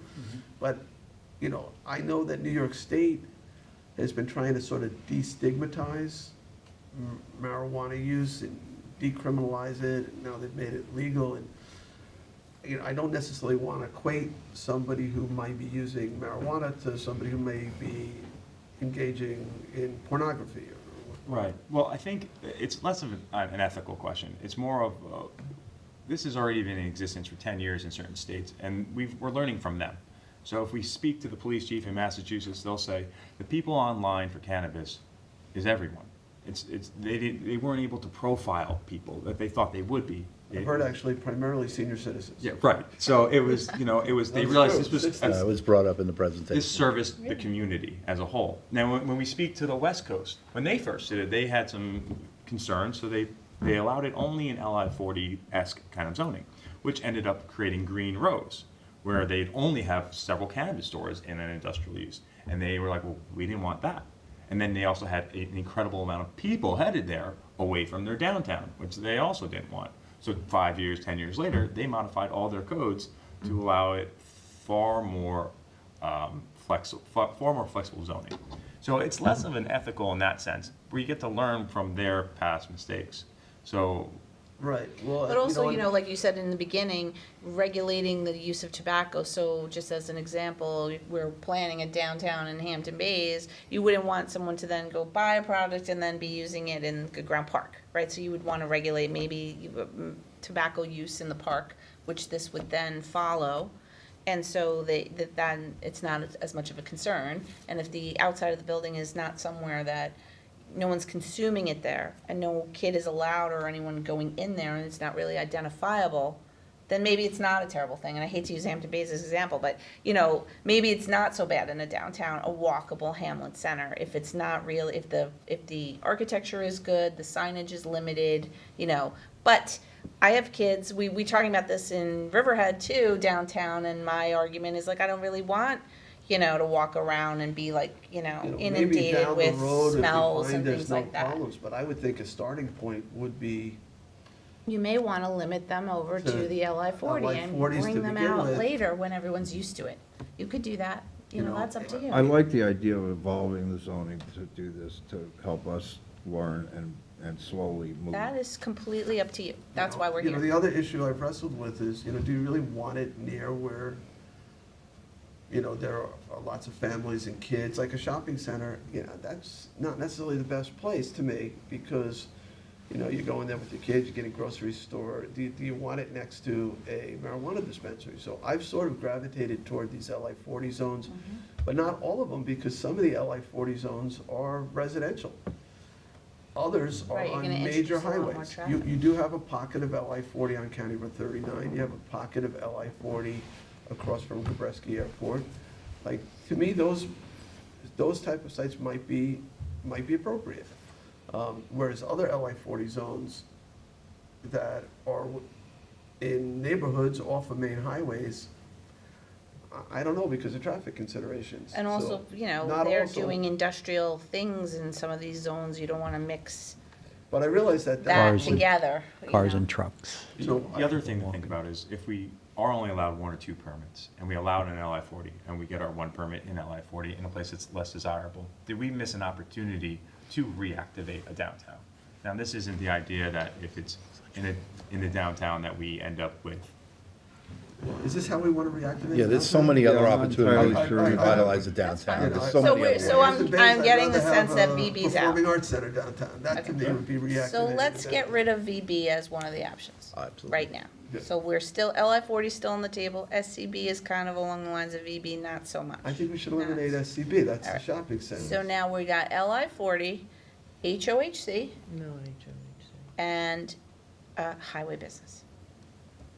So LI 40 seems to be the top of the heap in terms of as That's long the as it's low-hanging fruit. compatible. Okay. As long as it's, okay. And LI 200 is on the list too, but that's more, I think we should eliminate that too. Yeah, no LI 200, because that's really meant Those are your for, big, Big industrial your uses. asphalt and, yeah. okay. So now, how about a place like, oh, you can't really do that, you'd have to reopen it. Never mind. I also think, we have setbacks, you have shown setbacks for schools and, Right, that's all this. from schools and what was the other ones? Churches. Churches. Houses Or of worship. houses of worship, but I think we should have setbacks from playgrounds, daycare centers. Okay. We should have setbacks from libraries. I'm not sure how big the setback has to be, but, All right, we can add that. It might end up naturally happening if. I'm bring not it gonna LI say 40 on. parks, that's what because I think, everything yeah. is open space and, Now, do you want to allow, But an active playground, or, a sports facility, Or you could generalize it with anything with, public use that allow children's use of public. okay. Yeah, parks so and things like that. So I think that those, you know, We can easily, libraries, playgrounds, and daycare. daycare, and, you know, sports facilities. Sports. I think. Sounds good. And Should so be that sounds really good. So, so now, HB, I'm that's just what down. interesting, when you put all that in, Is there anything there's left? gonna be like Right. a block Yeah. somewhere east Well, and you're only somewhere gonna get west. one license anyway, so you might, maybe Maybe two. two. I mean, but you're now saying exactly where that has to go. It's possible. And then you're telling That's those the example people, of this West is where Coast. it's going. And that's not fair either. And that's like, we're deciding where it's going. Well, that's what you're supposed to do. with Kind of zoning. what we're, I know, but down to the, you know what I mean, you've shrunk the area now where this is what you're Well, getting. you're, Yes, you're messing for with the sure. marketplace. I mean, there's already, with just LI 40, there's already hamlets that aren't even in consideration anymore. Right. Right. Well, maybe, The only other way is if you Rentals. allow it as accessory to a farming Yeah, operation. if there's And only it's an 3 opportunity buildings for the that are landlord. allowable under the code, that will change the market, the free market. in LI 40, Janice, In a negative way. real estate is really at a premium. They're all filled. I mean, that's my, anecdotal observation driving through them, is that they're filled, and they're even probably overfilled in some areas. Is it realistic to think that some operation like this could get a space in LI 40? Hard to say. It's I mean, hard, I right. have people calling me every day for LI 40 for legitimate, like, LI 40 uses. Uh-huh. we've So- received calls that they've had a very Yeah. difficult time. Special The trade industry. contractors are desperate for areas to just have outdoor storage and yard space, and there's a lot of, as you know, landscaping and those kinds of uses in this town, and they See- need like staging locations. I wouldn't be so quick to throw out village business yet, I think it is, yeah. because this is Well, a maybe it's walkable. BB, but if you are set back away from playgrounds, parks, et cetera, Well, Jay, that's what really are you knock out hearing a this? lot of the If you babies. apply more restrictions on that particular, Uh-huh. that type of establishment within that zone. Citing limitations. Yeah, that you might have, actually provide us more control rather than less. Well, right, like, we were looking at, just not to, call it out, but to call it out, is in Noyak, there's a tiny little thing of BB on Noyak Road. I mean, nobody wants to introduce more traffic over there. That would be a Fourth nightmare. page. It's, this is the So, MJ Dowling. Even though it's VB, Right, it's, well, I was- and they have a liquor store, You know, but I- it's kind of problematic over there. It's all tight and. Again, the- I was the thinking- parking I was is thinking LI 40 pre-existing, On yeah. state or county roads, you have a major highway, so that wouldn't qualify, because that's not LI 40, it's BB. Oh, And I'm it's just also- responding to Tom Right. John I saying, don't know if like, you heard if you have earlier. the setbacks from playgrounds, daycare, library, sports, and parks, maybe VB shouldn't be totally out, because you may find one little tiny spot that's not near any of that in VB that could work. I don't know. I just But we don't, can I take just it don't, out if you're, or if leave you're it in. limiting it down to these minute areas that might not even work out, at that point, if it's that controversial and that can't be near anything, at that point, it should have just been an opt-out, because if you're not allowing it anywhere, you should have just opted out. I Well, mean, we're going through this process of elimination, so why don't we see how many properties end up in our area, and then we might have to say, okay, we have overly restricted it. We need to figure out a couple more spots where it can go. Okay. That's why I said I didn't want to abandon Because, village I mean, business opting out so is over, right? quickly. That- Yeah, I get agree. that, think but we I should just, put you know, restrictions on it.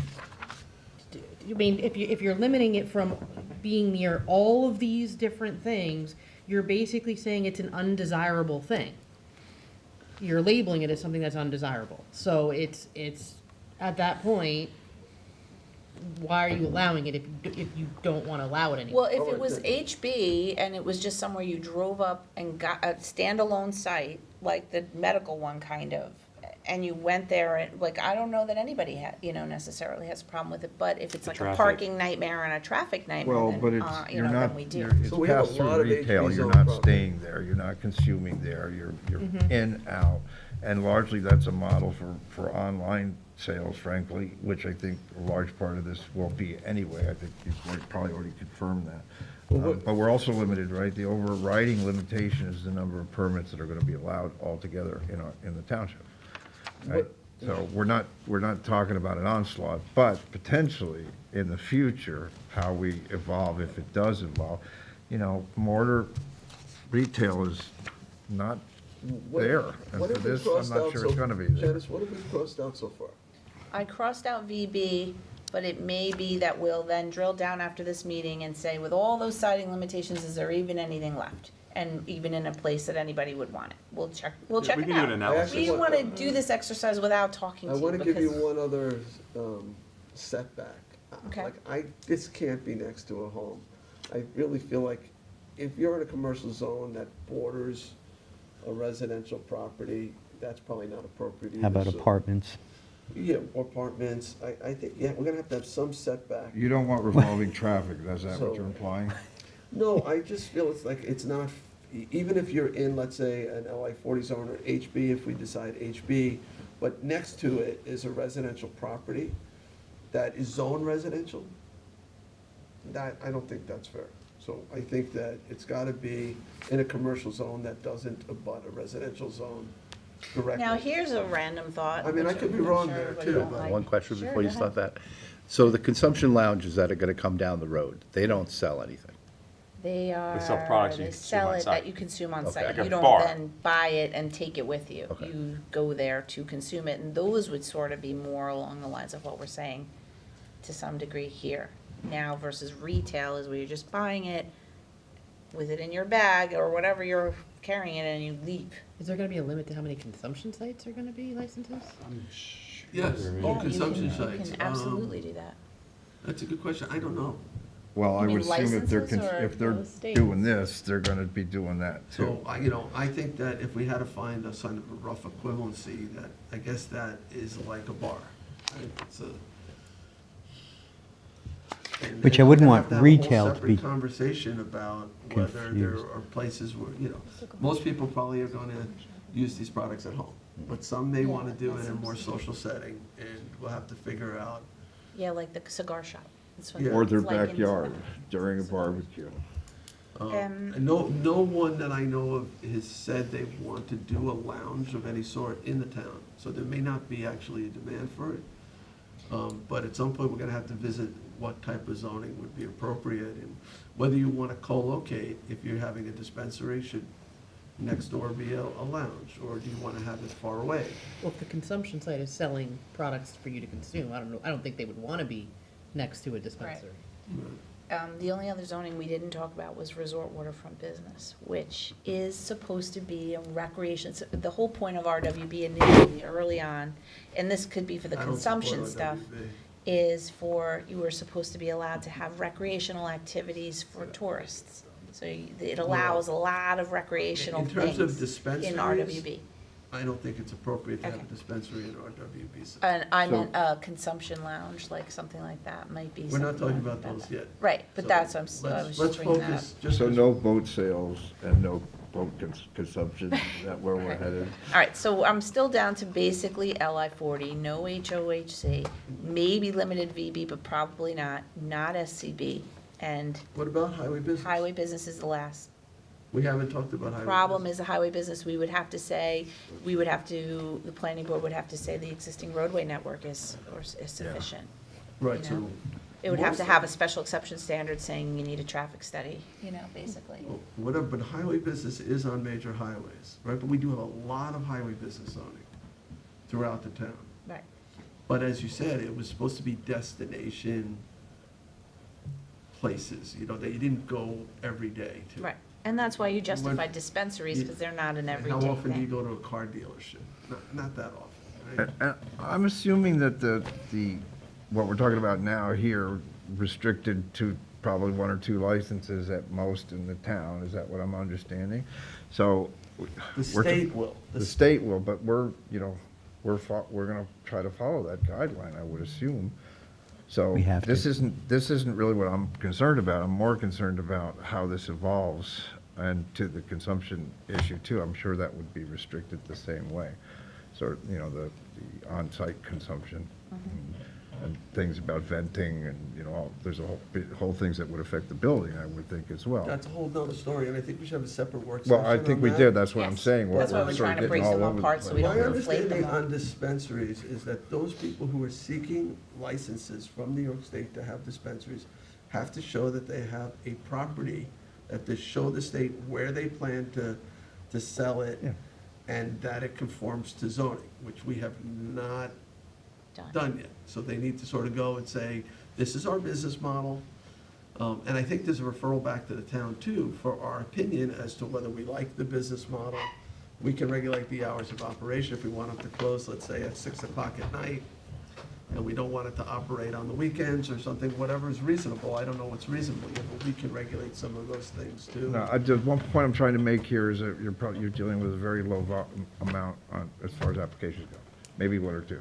in But this you're case. also, if you're limiting the area Yes. down to very minute areas, you're in essence gonna drive up the values of those properties. Yes. And we've already seen that from. We've We already seen- saw that in this LI And 40. not just with marijuana. Yeah. The LI 40 places, and I don't know if anybody's done the analysis, like the properties across from Gabreski, you have a lot of them blocked out. I guess, is there a school? or There's what? a school. And there's a park, BOCES, BOCES. and BOCES. Both Eastern are- Suffolk so BOCES. You really are down to just, and most of those are big buildings there, but you have. And Jay, what I was saying earlier about LI Business is that they're full, and there's incredible demand to use those areas for other things. I think this would Well, help then- increase the demand in LI 40 if we were to, just put these two dispensaries So you may be able to there. add the highway business with that traffic caveat, so that at least it makes it a little more fair, but, when someone comes in with a specific site, we'd have to take a look at it, the planning board. So when do we expect to have an application to begin with? What's our timeframe? We need to have the zoning in place. So, until we have the zoning in place, we can't have an application. Okay. I'd like to see Village, Is there anybody waiting for us to do this? Yes, we've been contacted by people who've been operating businesses here for years, who are interested, Right, that's why we and gotta people do from Manhattan who are also interested in and expanding here. allow it. But the issue is, we've kind of identified that LI 40 could easily be a place that could go, but we are limited in space, and the price has gone up for those locations, and they're having a difficult time securing any kind of agreement with the LI 40 property owners. So these are all factors to keep in mind. It might be useful to go through this packet briefly and just kind of get an idea of where, if we were to contemplate it on a limited basis of something like VB or LI 40 or whatever it is. Could you say HB as long as it's at a signalized intersection, or? Well, we had language from a different town that we have here. It's, that the planning board would determine the existing roadway network of the proposed area will be able to handle the existing through traffic plus additional traffic that the development will generate. So that's, that the signalized infrastructure, somebody could always propose a light somewhere. Right, and there aren't too many lights. Yeah. Honestly, that's like what's Councilwoman McNamara's concern is that we're overly limiting it. You're going to have a problem because if you just say it's got to be at a signal, it's got a handful of properties that kind of.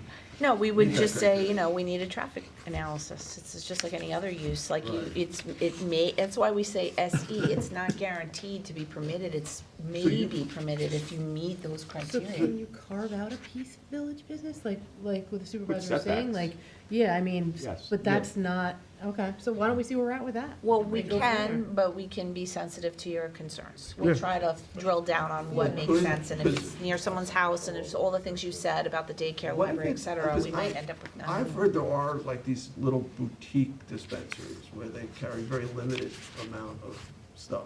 Me too. Small, like a 1,000 square foot shop. And that would lend itself to Village Business. That's what I'm thinking, Okay. is that maybe in village business, if it's more of a boutique thing. I'd also like like to a add adaptive high-end, reuse of historic like a buildings would be tourist. nice. If you had a nice building that someone wanted to demolish, instead you could put something there and it could save the building. The VB properties that are 500 feet to school and 200 feet to a church, it's not gonna be too many. There are a lot of churches in those village business areas. That's right. See, the They're model churches. would be to have, obviously cheaper rent, smaller, sort of goes hand in hand with that, but also the ability to deliver and the ability to run internet sales, which is a type of delivery. So, If we're looking at Bridgehampton, and that's the first page in your packet, and you see the VB in the kind of our downtown area of Bridgehampton, we have the house of worship in the downtown area that eliminates basically the entire south side. So you do end up with a portion of by the intersection of Corwith and School Street that I believe is. But you're right by, how did they not get the school on the other, oh, wait, no, yeah, there it is. Schools to the east. Yeah, it's not even, it's Yeah. to the right, it's over here. Okay. What's the restriction for liquor stores? They Alcohol don't have it. consumption. Yeah. None at all? And that, no, none. No. But that's also No, something it to is. think about. It's, if we can't tell what it is from the outside, and it's a retail use, where people are walking and purchasing a product, and then after that, they explore the rest of our downtown. Right. What are we zoning for exactly? What are our general concerns? Well, this is less of a concern than local consumption based on that question, so. There's a shop in the village of Sag Harbor called the Apothecary. I don't know what You they know, sell in there. They sell CBD oils and that stuff. What is this? Apothecary. It's on the wharf in one of the shops in there. But it's, that's the name. You wouldn't know. Yeah, they've opted out, the village. The village has, yes. And just as one note, the supervisor touched upon this, but under the New York State law, an applicant has to notify a municipality between 30 days and 9 months before they apply for a license that they intend to apply for a license. So that will go to the town clerk's office, and that of course will be circulated to you, and you'll be on notice then that, hey, there's an application pending in the state, and we can review that application. You have an opportunity to weigh in on that application and to tell the OCM in the state whether or not you support the granting of that application. If the application is granted, notwithstanding, in the event that you don't want it there, there'll be a reasoned elaboration or discussion as to why they allowed it, notwithstanding your recommendation. So you'll have a little bit of a say, so to speak, in the granting of the applications. So we're not there yet, but that is part of the process. So we have to have the zoning in place before they can. Right. We should, because I imagine the licensing application, they Because have they to need to- identify. They have to identify the a area. They need an place. agreement with the Yeah. property owner. They're not going to seek out an agreement with the property owner until they know they can zone it, house it there. Right. It's an applicant license, so it's not it's not tied to, yeah, but it's tied to the applicant, not because remember, a lot of these applicants get preferences if they meet certain criteria in terms of, I think it's called justice involved, is how the legislation speaks to it now. So where are we, because we need to So move we along. will, we'll do some more analysis. We have a better sense of where the board's going with this. It sounds like,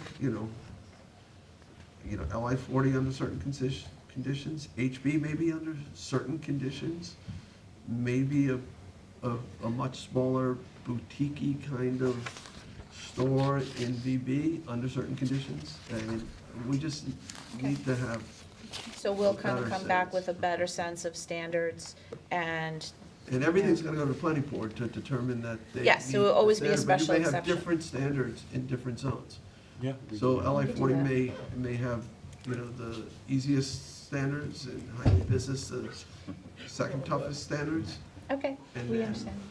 maybe, village business, a whole, even. Yeah, ours. and I think the business mix is interesting, and will be informative, at least to me, to see how that, in those areas that you were talking about, what is the current business mix?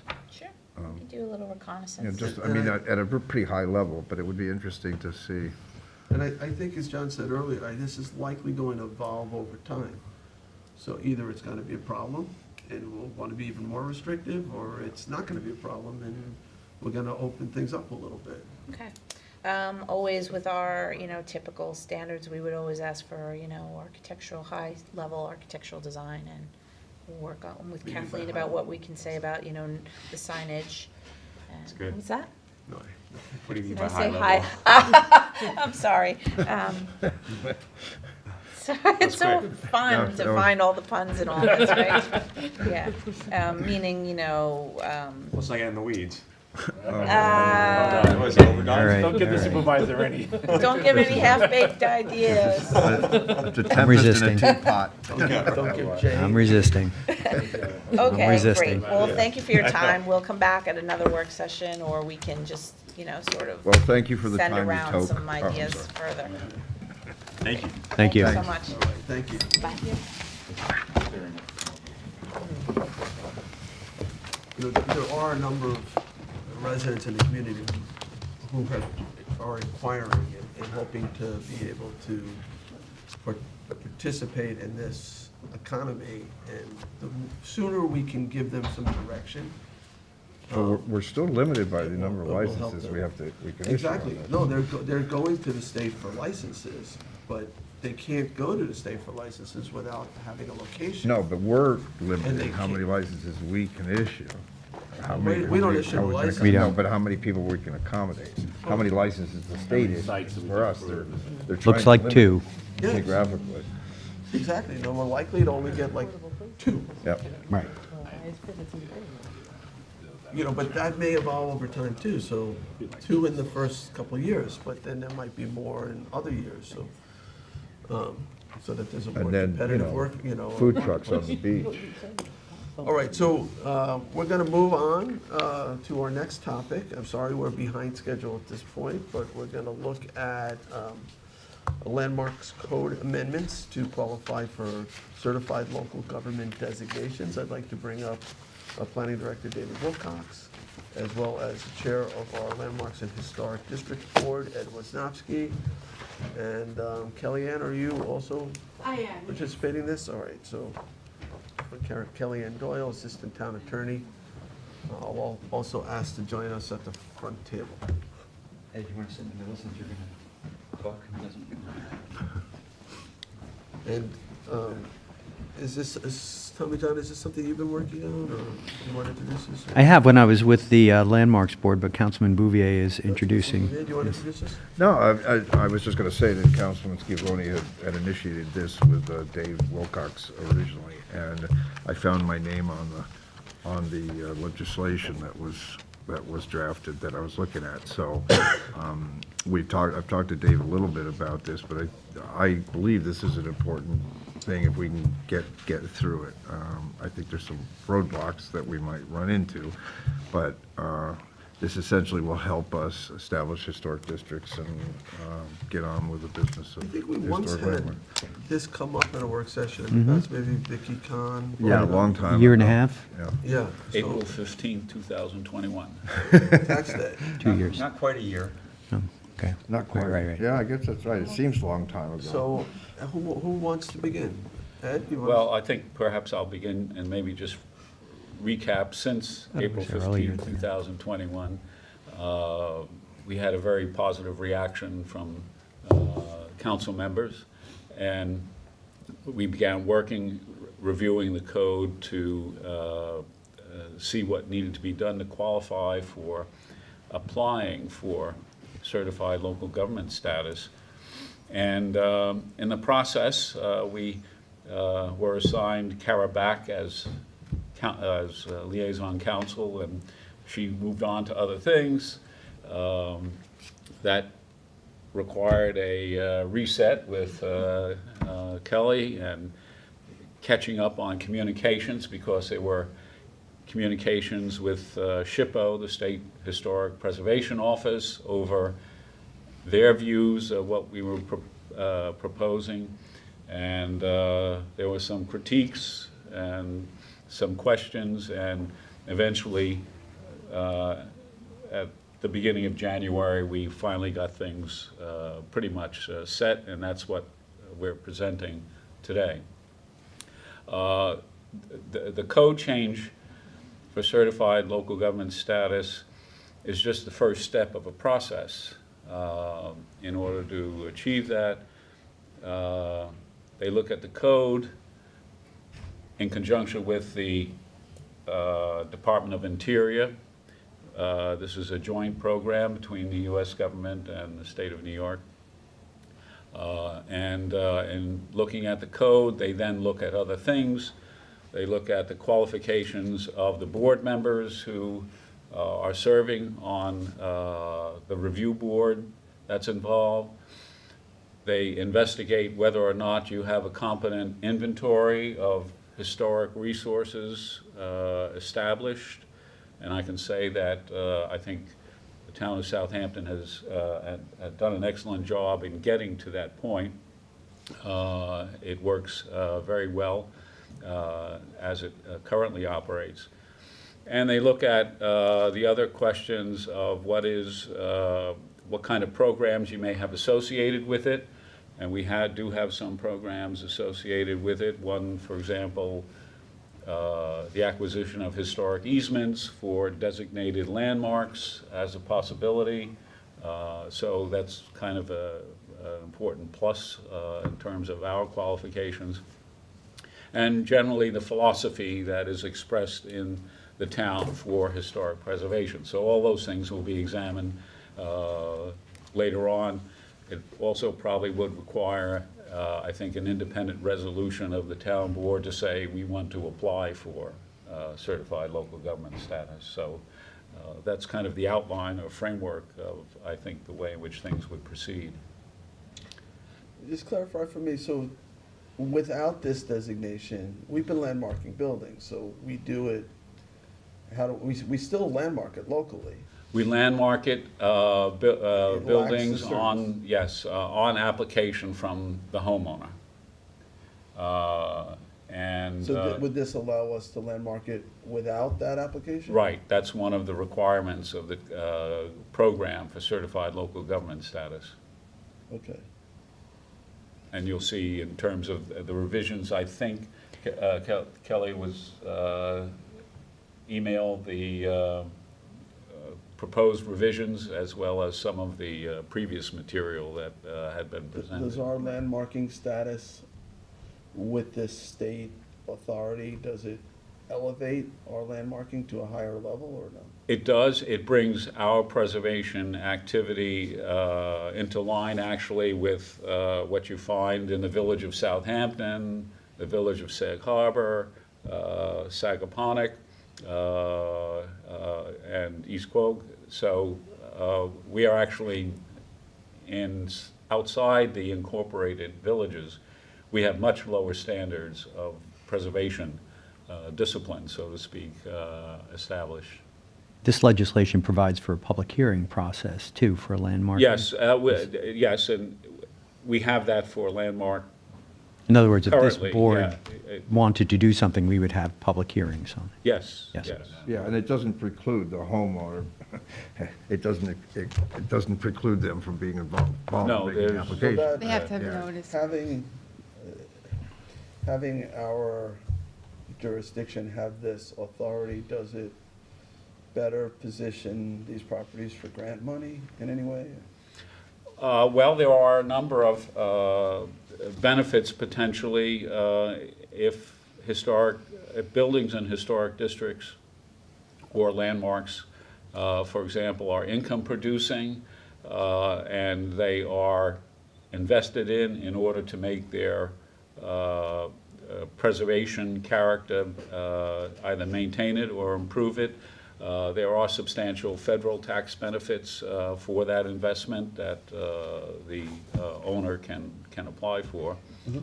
There are also some tax benefits under the code that apply today, even for improvements that homeowners can apply for, a benefit of not having their improvements assessed at full valuation right away, that they are gradually incremented over a 5-year period to the full value of the improvement if they are a landmarked or a contributing resource in a historic district.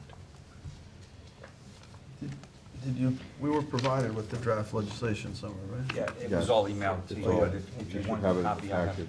Yeah, no, I have it. Looks like Kelly's got a copy. I have a copy. I'll take a copy. Thank you. So,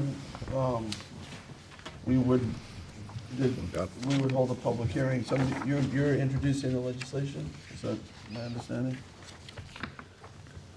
Yeah, and I think it's actually important, this, as Ed said, this is one step, but I think it's important, in particularly in relationship to having our historic districts and our ability to keep it under these same aesthetic considerations and historic considerations that we've been talking about with the presentation that you had done to us originally.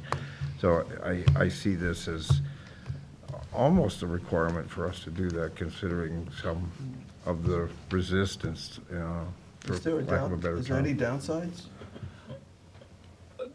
Possibly, I don't know if you consider it a downside, but there are things like training requirements for board members under a certified local government.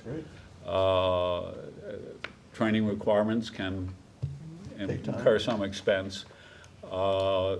The scope of activity would probably expand on a landmarks board. We currently, basically, we're our own staff.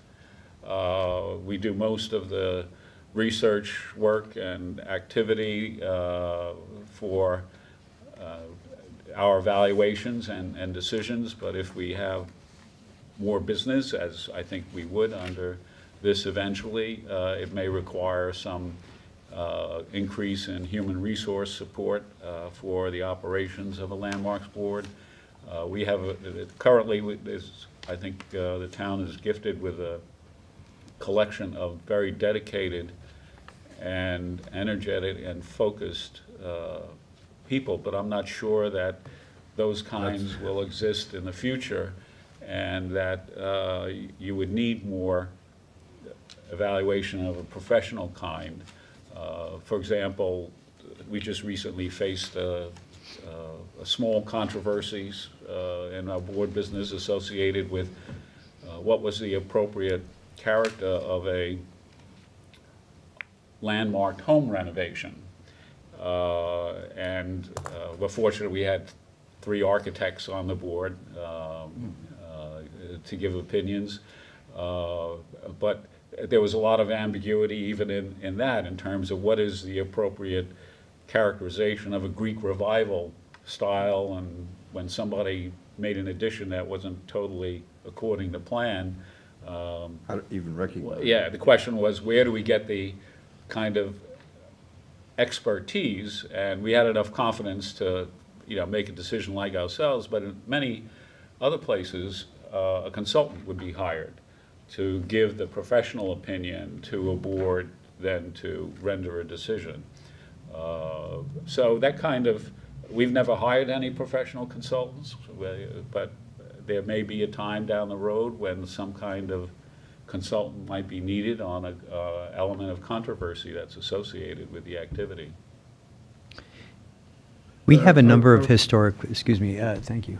We have a number of historic projects in the town. Is it possible for the town to, if we were to become a certified local government, is it possible for the town to apply and receive grants on those projects or other historic preservation and renovation projects that we're doing? Well, there are, I know there have been a variety of state programs for historic preservation. Some of them have different qualifications associated with them.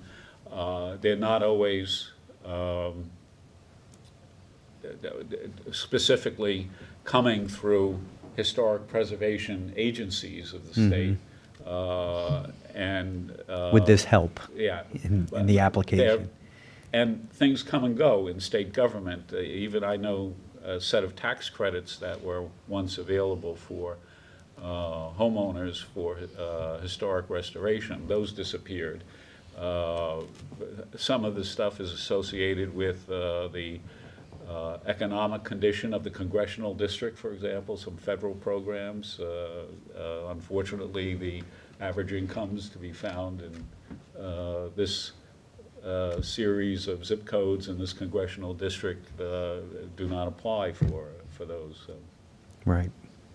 There are additional grants available if you are a CLG. Okay. How many there are, I don't know, but in the literature that we've read, there are certain grant programs. And that's my understanding too. So those municipalities that have done this have actually, in fact, enjoyed grant to support some You of can use it to do inventories, Right. to do. But also to support the infrastructure that you might need, person infrastructure.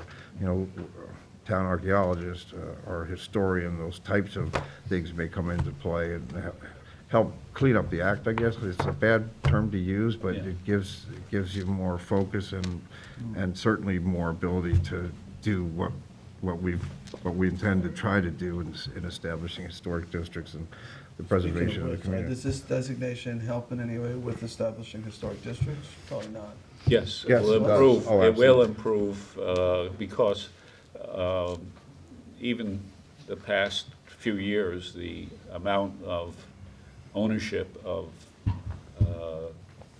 real estate elements, both in commercial areas and residential, become LLCs with outside the town of Southampton address for assessor records. Right, and just the fact that without this, we need sort of voluntary compliance to landmark a building. They have to agree, whereas now we can say, that's a really important building and we want it to continue to look that way. I think that's an important distinction. On the historic district front, Julie Green did a considerable amount of work with you as well on historic district for downtown Bridgehampton. Right. And I have the report in my office. It's, I think, excellent. Is that going to move forward, or? It certainly will move forward if we do this. So you want the code is to- possible. Yes. Yeah. There are other possibilities for historic district formation, and the current code, the language associated with it, a lot of it came from the town of Brookhaven code that was there. I don't know how long ago that goes back, maybe to 1999, 2000, when it might have been first articulated. And town of Brookhaven is not a certified local government entity compared to. They have many other historic towns. corridors. Is that They- where this legislation was lifted from, the I'm corridor? sorry, The historic corridors? They have a number of them. I don't, they have a different mechanism for their own historic Heritage. designations, and I think they have a commissioner in charge of it as well. Yeah, Okay. Because in downtown Bridgehampton, there's some construction that's currently underway, and I don't know to what degree it got reviewed. It looks a little modern to me. I'm not trying to criticize the builder, but I just feel like if we had the historic district in place, we might have some additional regulatory abilities to make sure that the new development conforms to the character. And We I don't have- want to be the yeah. one judging whether something conforms or not. Yeah, but well, that's why you have those standards. I do know that one it isn't it? one business relocated to Bridgehampton precisely because they couldn't get approval for what they wanted to do for their business, and from the village of East Hampton, they tried to move into the village of Southampton and was restricted in that, and they finally set up business on Bridgehampton's Main Street next to one of the most historic houses, the Bridgehampton Inn, there, and erected a glass box that takes away from some of the traditional character of the architecture that we found there. Right. Yeah, and I think it's that experience and a couple of others that have largely driven this. Okay, so, John, you're going to introduce this, correct? What's your time frame? It's drafted already, you guys It's already want to drafted. review it? We could put it on, I believe, May 10th was our target date, but And then we'd hold this is a notice of public hearings. Yes. Is everybody okay with at least having a public hearing on it? Yes. Okay, sounds good to me. Good, Okay. thanks. All right, thank you. And we got the day right. yesterday was a little crazy. Kelly just stayed here, slept here last night. I Got here know. till Really? 9 o'clock in this room. I feel like I never left. Yeah. Well, it was worth it. Yeah. Thanks, guys. Okay, thanks. Yeah, town board last night. All right, so we have a 12:30 executive session, which does include some interviews, so I don't want to take too much time. We do have some time, a few minutes where we can do some updates. So the first one comes with a heavy heart. Lee Koppelman passed away. I don't know, Jim, did you hear that? Yes, I read it in the paper. I'm surprised it just. Really? I just read it in obituary. I thought it would be bigger. And, Bella Absard did. I knew Lee Koppelman. Yeah, so Worked very well. closely with him. He was sort of the head planner for Suffolk County for years. And, when I was East Hampton supervisor, he worked with me on comprehensive planning issues. It was fascinating guy, just brilliant, really, like, his intellect was, incredible. You may not be aware of all the stuff that Dr. Koppelman did, but when we look at our zoning across the town and a lot of these, groundwater protection areas, a lot of that comes from the 208 study. The 208 study, I want to say in the 1970s or something like that. 81 maybe? Maybe early 80s. Yeah, the latest is early. This is an incredible study of all of Suffolk County, and before that, there really wasn't a great understanding about aquifer protection, and even nitrogen then, though the nitrogen back then was focused more on like blue baby syndrome, nitrogen in drinking water. But Dr. Koppelman really, pioneered this for Suffolk County, and it led to zoning, protective zoning for aquifer across the county. He was the head of the political science department, I think, at Stony Brook. Stony My Brook, wife yeah. met him there, and I met him much later, but yeah, really fascinating individual. And, not just on the environmental side, but really all aspects of planning. From road infrastructure to eleemosynary, like facilities for, assisted living and nursing and healthcare. He really, wrote the textbook on planning and taught planning, and a brilliant mind, and continued. He was still active probably up until the day he died, but I know I was working with him, that was probably 15 years ago, so he must have been close to 80 at the time. Oh, yeah. So. I worked with him a lot of upzonings and redesign of the zoning code for Brookhaven. He was a big input on a lot of what we did there. And also with the Pine Barrens, he had a very strong role in the whole creation of the Pine Barrens law after the litigation that we had back in the early 90s. He also built his own home. It's this magnificent home that he built from the ground up overlooking West Middle Beach.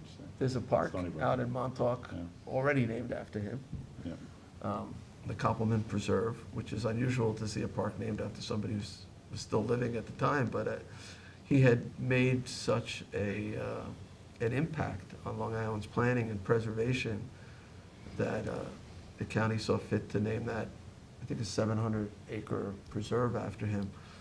So, that's really sad. And we'll probably do a moment of silence at the next meeting, and I'll have some more information by then. Really important individual, and helped preserve so much open space and farmland. So other news, I had a meeting yesterday with, Jim, I think you were there, right? You came to the East End Supervisors and Mayors Association. It's a great body, all the mayors and all the supervisors from all the, the 5 East End towns. And really good attendance, full room. The new district attorney, Ray Tierney, presented. I thought he did a great job. And we do work very closely with the district attorney. I mean, Jim on the legal side of it, but Chief Skrnicki on the law enforcement side. We're part of the East End Drug Task Force. And some of our neighborhood groups, I know Minerva Perez with Ola, she works very closely with them. Yeah, so as well. Yeah. that was really helpful. I was appointed for another term as chair of that organization. It's not the first time I've been chair. I've been chair of that throughout the time I've been here as supervisor, and I also chaired it when I was East Hampton supervisor. So it's an organization I know well. Jackie helps out tremendously setting up the meetings. This is the first in-person one, though, that we've done in years, and we've been meeting fairly regularly via Zoom and helping each other with, the pandemic response, sharing information. And Ryan typically does a section at those meetings on, although it's somewhat focused on Southampton, he talks more globally about, the latest numbers of COVID and, the latest, facilities that are open for testing or for vaccinations. And it's nice to actually come back together. But I will say this about the organization, we have a lot more in common than we have apart. We're all struggling with affordable housing. We're all struggling with traffic. We're all struggling with nitrogen and Waste management. in our waters. We're struggling with waste management, communications infrastructures, like cell towers. So we share from each other's expertise, and it's a really important organization, and I'm thrilled that they have again chosen me to continue to chair the organization. We meet every other month, and we've got a lot of stuff on for the next meeting already, including looking at the county's proposed sewer district. The county is talking about a countywide sewer district, which will impose a fee on every household in our town if it goes through. It'll be on the ballot, with the hope of generating money to address some of the impacts to water bodies. So it's important that we understand it and our electorate as informed as possible on that issue. We're working to provide comments to it now, and we had met, as you and I had met with Mr. Scully and Health Department and so forth, so we're developing comments to that presentation right now. Who's we? Who's we? Who met with? No, is it Southampton Town? Sarah Lansdale, it's county people, county folks, the Department of Health. Yeah, they're Okay. looking for local comments, though. Right, the town board should Yeah. certainly comment on this. Absolutely. Yeah. That was my I've question. already expressed some concerns about how the money will be allocated, because whenever things are at the county level, we have 2 county legislators, Mhm. and there are 16 legislators from Western Suffolk, that unless you have some really clear statutory requirements as to how money will be distributed, Mm-hmm. we tend to get the short end of the deal. So, I think that's something that's important, but the voters ultimately will have to decide if this is something they want. Right now, what's being proposed is about a $60 a year fee for every household in the county. That may change. It's interesting that they're not looking to do it based on assessment, which is positive for us, because we have, we're a very big chunk of the county's assessed valuation. It's a little fairer if they do it on a per household basis for us, but the question then will be, how do we get the money to come back and help us, and not get funneled up to Western Suffolk to reduce their costs?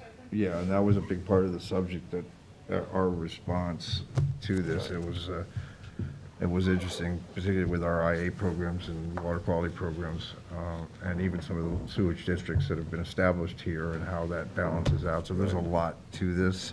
I think what they're saying, though, is that they're not asking for a referendum yet. It's sort of almost a vote to vote. It was a kind of an odd. Maybe we should have a work session on this subject too. Maybe we can have somebody from the county explain what their thinking is. And there's going to be this new agency, like the Suffolk County Water Authority. You're going to have this countywide district, so there's going to be a decision-making body, and who gets to appoint those members of that decision-making body? That's going to be important too. Do we have a seat at the table? Yeah. So right now, there are a lot more questions, I think, than they have answers.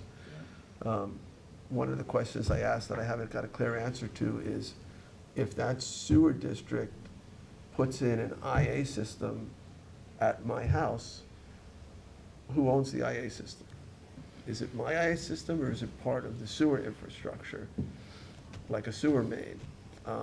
And the answer so far I'm getting is, it belongs to the sewer district, the IA system. I said, well, okay, then does the sewer district then pay for the maintenance of that system? And the answer, it may be yes, that may be it, which is okay, because it costs more to maintain that system than $60 a year. I like the idea of a work session for these and other questions. Yes. We're only 10% of the electorate of Suffolk County, so Yep. you can do the math there. And our two legislators go as far west as Shoreman, Wading River, and Center Moriches. Yep. So it's not just the Twin Forks. Yeah, so I think it's. No, and they're giving presentations to each municipality right now. That's what they're going through to, I guess, solicit support or not. Just one thing, Jim, the question on the ownership was, it went actually a step further. There's a question that I asked, was that if it's part of that, the rebates that we grant, who actually owns and who actually, And whether it's who taxable actually. or not. Whether it's Yeah, taxable. Yeah. Yeah, they're The saying- taxable issue came up, a whole bunch of subjects came up. Saying so- it may solve the taxation issue, because it's part of the sewer infrastructure, not, Yeah. that's, But not for our water quality grants. No. right, Which is a different program because we've done this out here. right. And whether, there's a question of whether the money that they'll be granting or be providing for sewer infrastructure will be, whether they may not provide it if it's mandated that you put in an IA system, only if it's voluntary, which is a problem because we have mandated it. Well, we've mandated it in the 0 to Certain 2 areas. and new construction, but we're hesitant to go wider, particularly for cesspools, which are highly contributive, Yeah. until we get the tax issue solved. Right. And it does affect people to some degree, some people less so, but others changes their tax bracket. Yeah. So let's, Janice, maybe we can try to get a work session on that issue. The last thing I'll bring up is in terms of COVID positivity rate, Suffolk County is currently at 1.6%. That's good. It's be better when it's 0%. There are still people getting COVID. In fact, somebody I know, 3 of his employees recently tested positive, so it's still here. Luckily, everybody has very mild symptoms, which is good. I look forward to the day when the numbers are 0. But, I do intend to keep everything in person. The governor did extend the open meetings law exemption till, I think, April 15th now. So I don't know if the planning board is meeting via Zoom or No, not. they're in person They're in today. person, Mhm. starting today. Con board met in person last night. The conservation board did. Conservation, yeah, so I think it's time to come back, personally. My daughter's There was a- college just went back to yellow. Did they, We're yeah. They had back a to- spike in cases, they just went back to. Yeah, Really? Newsday, News 12 this morning said it's up a little bit. I don't know why. It was only like 1.9%, but it's Okay. up from the. Moving in the wrong direction, yeah. Yeah. Yeah. So that's all I have for updates, parades this week. No, No, none next next week, week. Southampton. What, West Hampton is what, toward the end of the month? Second, April 2nd. Rick, you I've- have some stuff? Yeah, I got, April's right around the corner, 2 quick dates. The Great East End cleanup is April 23rd and 24th. It's been really successful even with COVID, so hoping to have a banner year now that everybody can get out and get the larger groups together. We also have April 30th, we're giving away tree seedlings. I'll be at Good Ground Park from 10 to 12 on April 30th, and Councilman Schiavone will be at the Nathaniel Rogers House. We have acquired quite a number of species. It's all been cleared, and we're ready to go. So hoping people take advantage of it, come collect some trees, plant some fresh items around their homes. Nice. And coordinated with both those days, we are also, Waste Management is giving away free mulch and compost on those days. Come and get it. The more the Please. merrier. And And Habitat it's for really- Humanity on Wednesdays. Don't Really forget good that. quality. Yeah. They're really good quality mulch and compost. Cindy, you got anything? I do, actually. I had a phone call from a woman, Maria Ortiz or Ilana, from Southampton High School. She's an interpreter there. And she wanted to talk to me about affordable housing. So I had a Zoom meeting with her, this was a few weeks ago, and she said, do you know we have an affordable housing problem? And I said, yeah, I'm aware. And she was taking it from the aspect, she was contacting me because she was concerned, because she sees a lot of her students and they're cycling in and out of different school districts, and they don't have the continuity of being in one district because they're going wherever they can find a rental available. And she said it's been really hard on the kids. And we had a conversation, and I actually, you know, she was looking for ways to be proactive and help. And I told her the best thing that she could do, you know, the more of these, you know, high school students we hear from, you know, the more I believe they have a positive impact on possibly changing people's minds about the need for affordable housing. Because I don't know about you all, but when we had the public hearing for Quiog, to hear from some of these, you know, kids that are just out of high school that just say, I just want to stay here, but there's nowhere I can stay. So you know, I told her, I said, the more high school students you can get involved, the more people that come out to speak, you know, the better it is for everyone. And I do want to hear their voices, and I want to hear, you know, I think we all need to hear what they're going through and what this means to them. And really, I think it would spur a lot of more dialogue. And then the other thing I had was yesterday, we had the first meeting of the Disability Advisory Committee. That was with Sean Cambridge and Jamie Bowden. It's the first time the committee has met in person in, I think, 2.5 years. You know, Jamie hadn't met with that committee. We'd lost a lot of members. We're forming a new committee. It was very, very positive, where I guess the Disability Committee in the past has been kind of a board that addressed problems and issues and defects in the town as far as services and accessibility. This board is more proactive. We're not really looking for problems. We're looking for solutions. We're doing actually an inventory of all of the town programming to see if there's a way that the existing programs could be more inclusive of those with disabilities. We're focusing more on individuals with developmental disabilities because that hasn't been a focus in the past. So it was actually a very, very positive meeting. Sean Cambridge is doing basically a walkthrough of all the town facilities to make sure that we're as ADA compliant as we can be, and then make recommendations from there to be more compliant.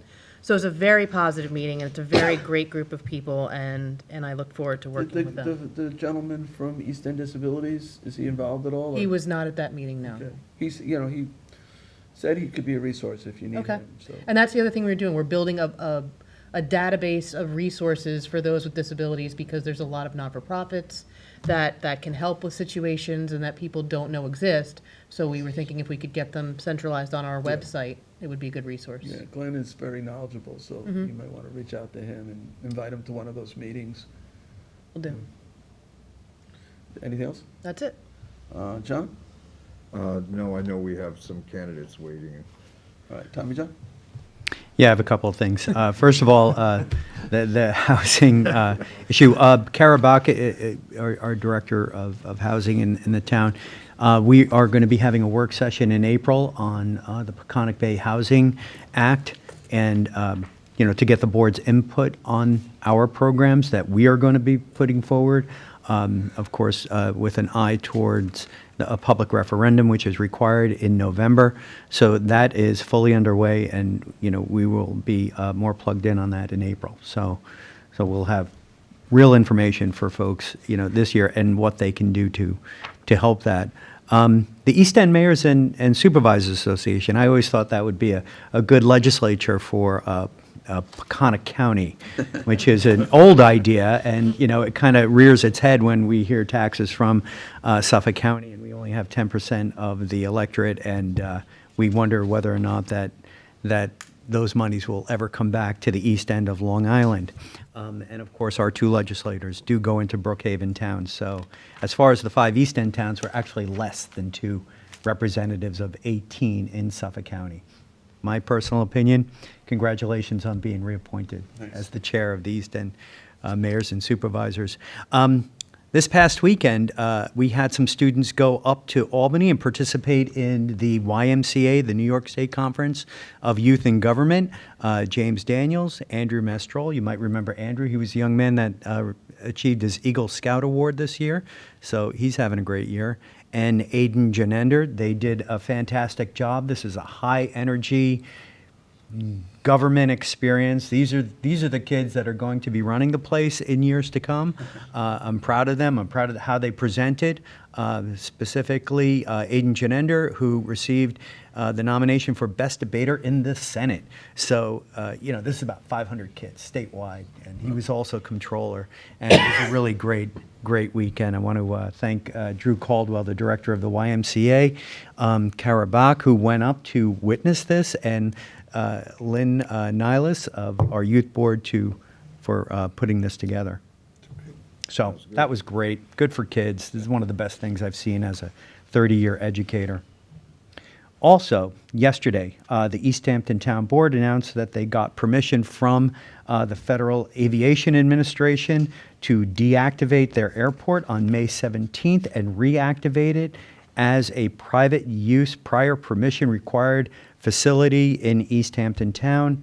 We are measuring and tracking their flights to see what, if any, changes are going to happen to the East Hampton Airport. But they announced that the FAA has approved their plan. And what's the reopening date? The 19th. The 19th, 2 days So, later. right. So 48 hours. But that's just an update, and I will give you periodic updates, and maybe we can even have a work session with some of the information we get. That's great. I saw Joanne Pilgrim from the supervisor's office yesterday, was at our meeting, and we also asked a question about that in terms of what changes when they reopen on the 18th. Would we see any changes? And Jim, it didn't really sound like immediately there wouldn't be any. They were changes. saying 4% less. 4%, so minor changes, but as they contemplate restrictions Right. In terms of, you're gonna need permission, who will be denied permission and things like that, they're gonna go through a full secret process.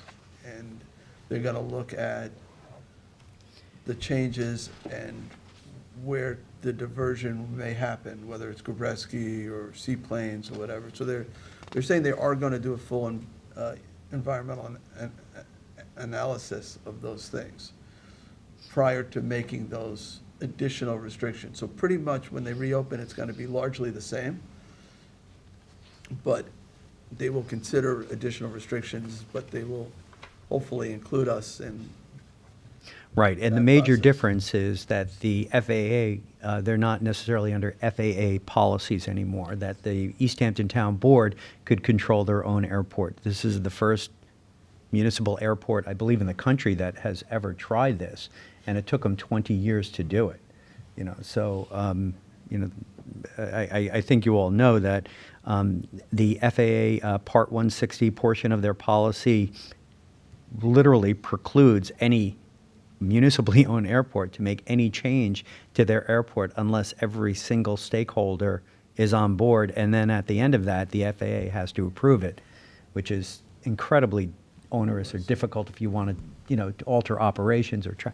But it's pretty deep, and I'm glad that East Hampton Town is at least, going through these exercises to try to effect change, because as we know, most of the flights from that airport fly over the town of Southampton, east and west. So, there it is. Thank you for that, and thank you for your work on that issue, too. All right,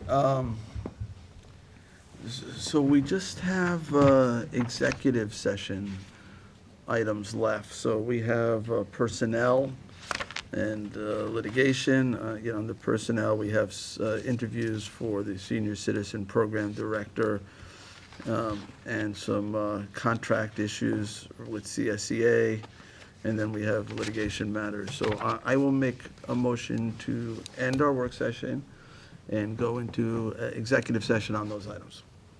Second. Seconded by Councilwoman McNamara. All in favor? Aye. Aye.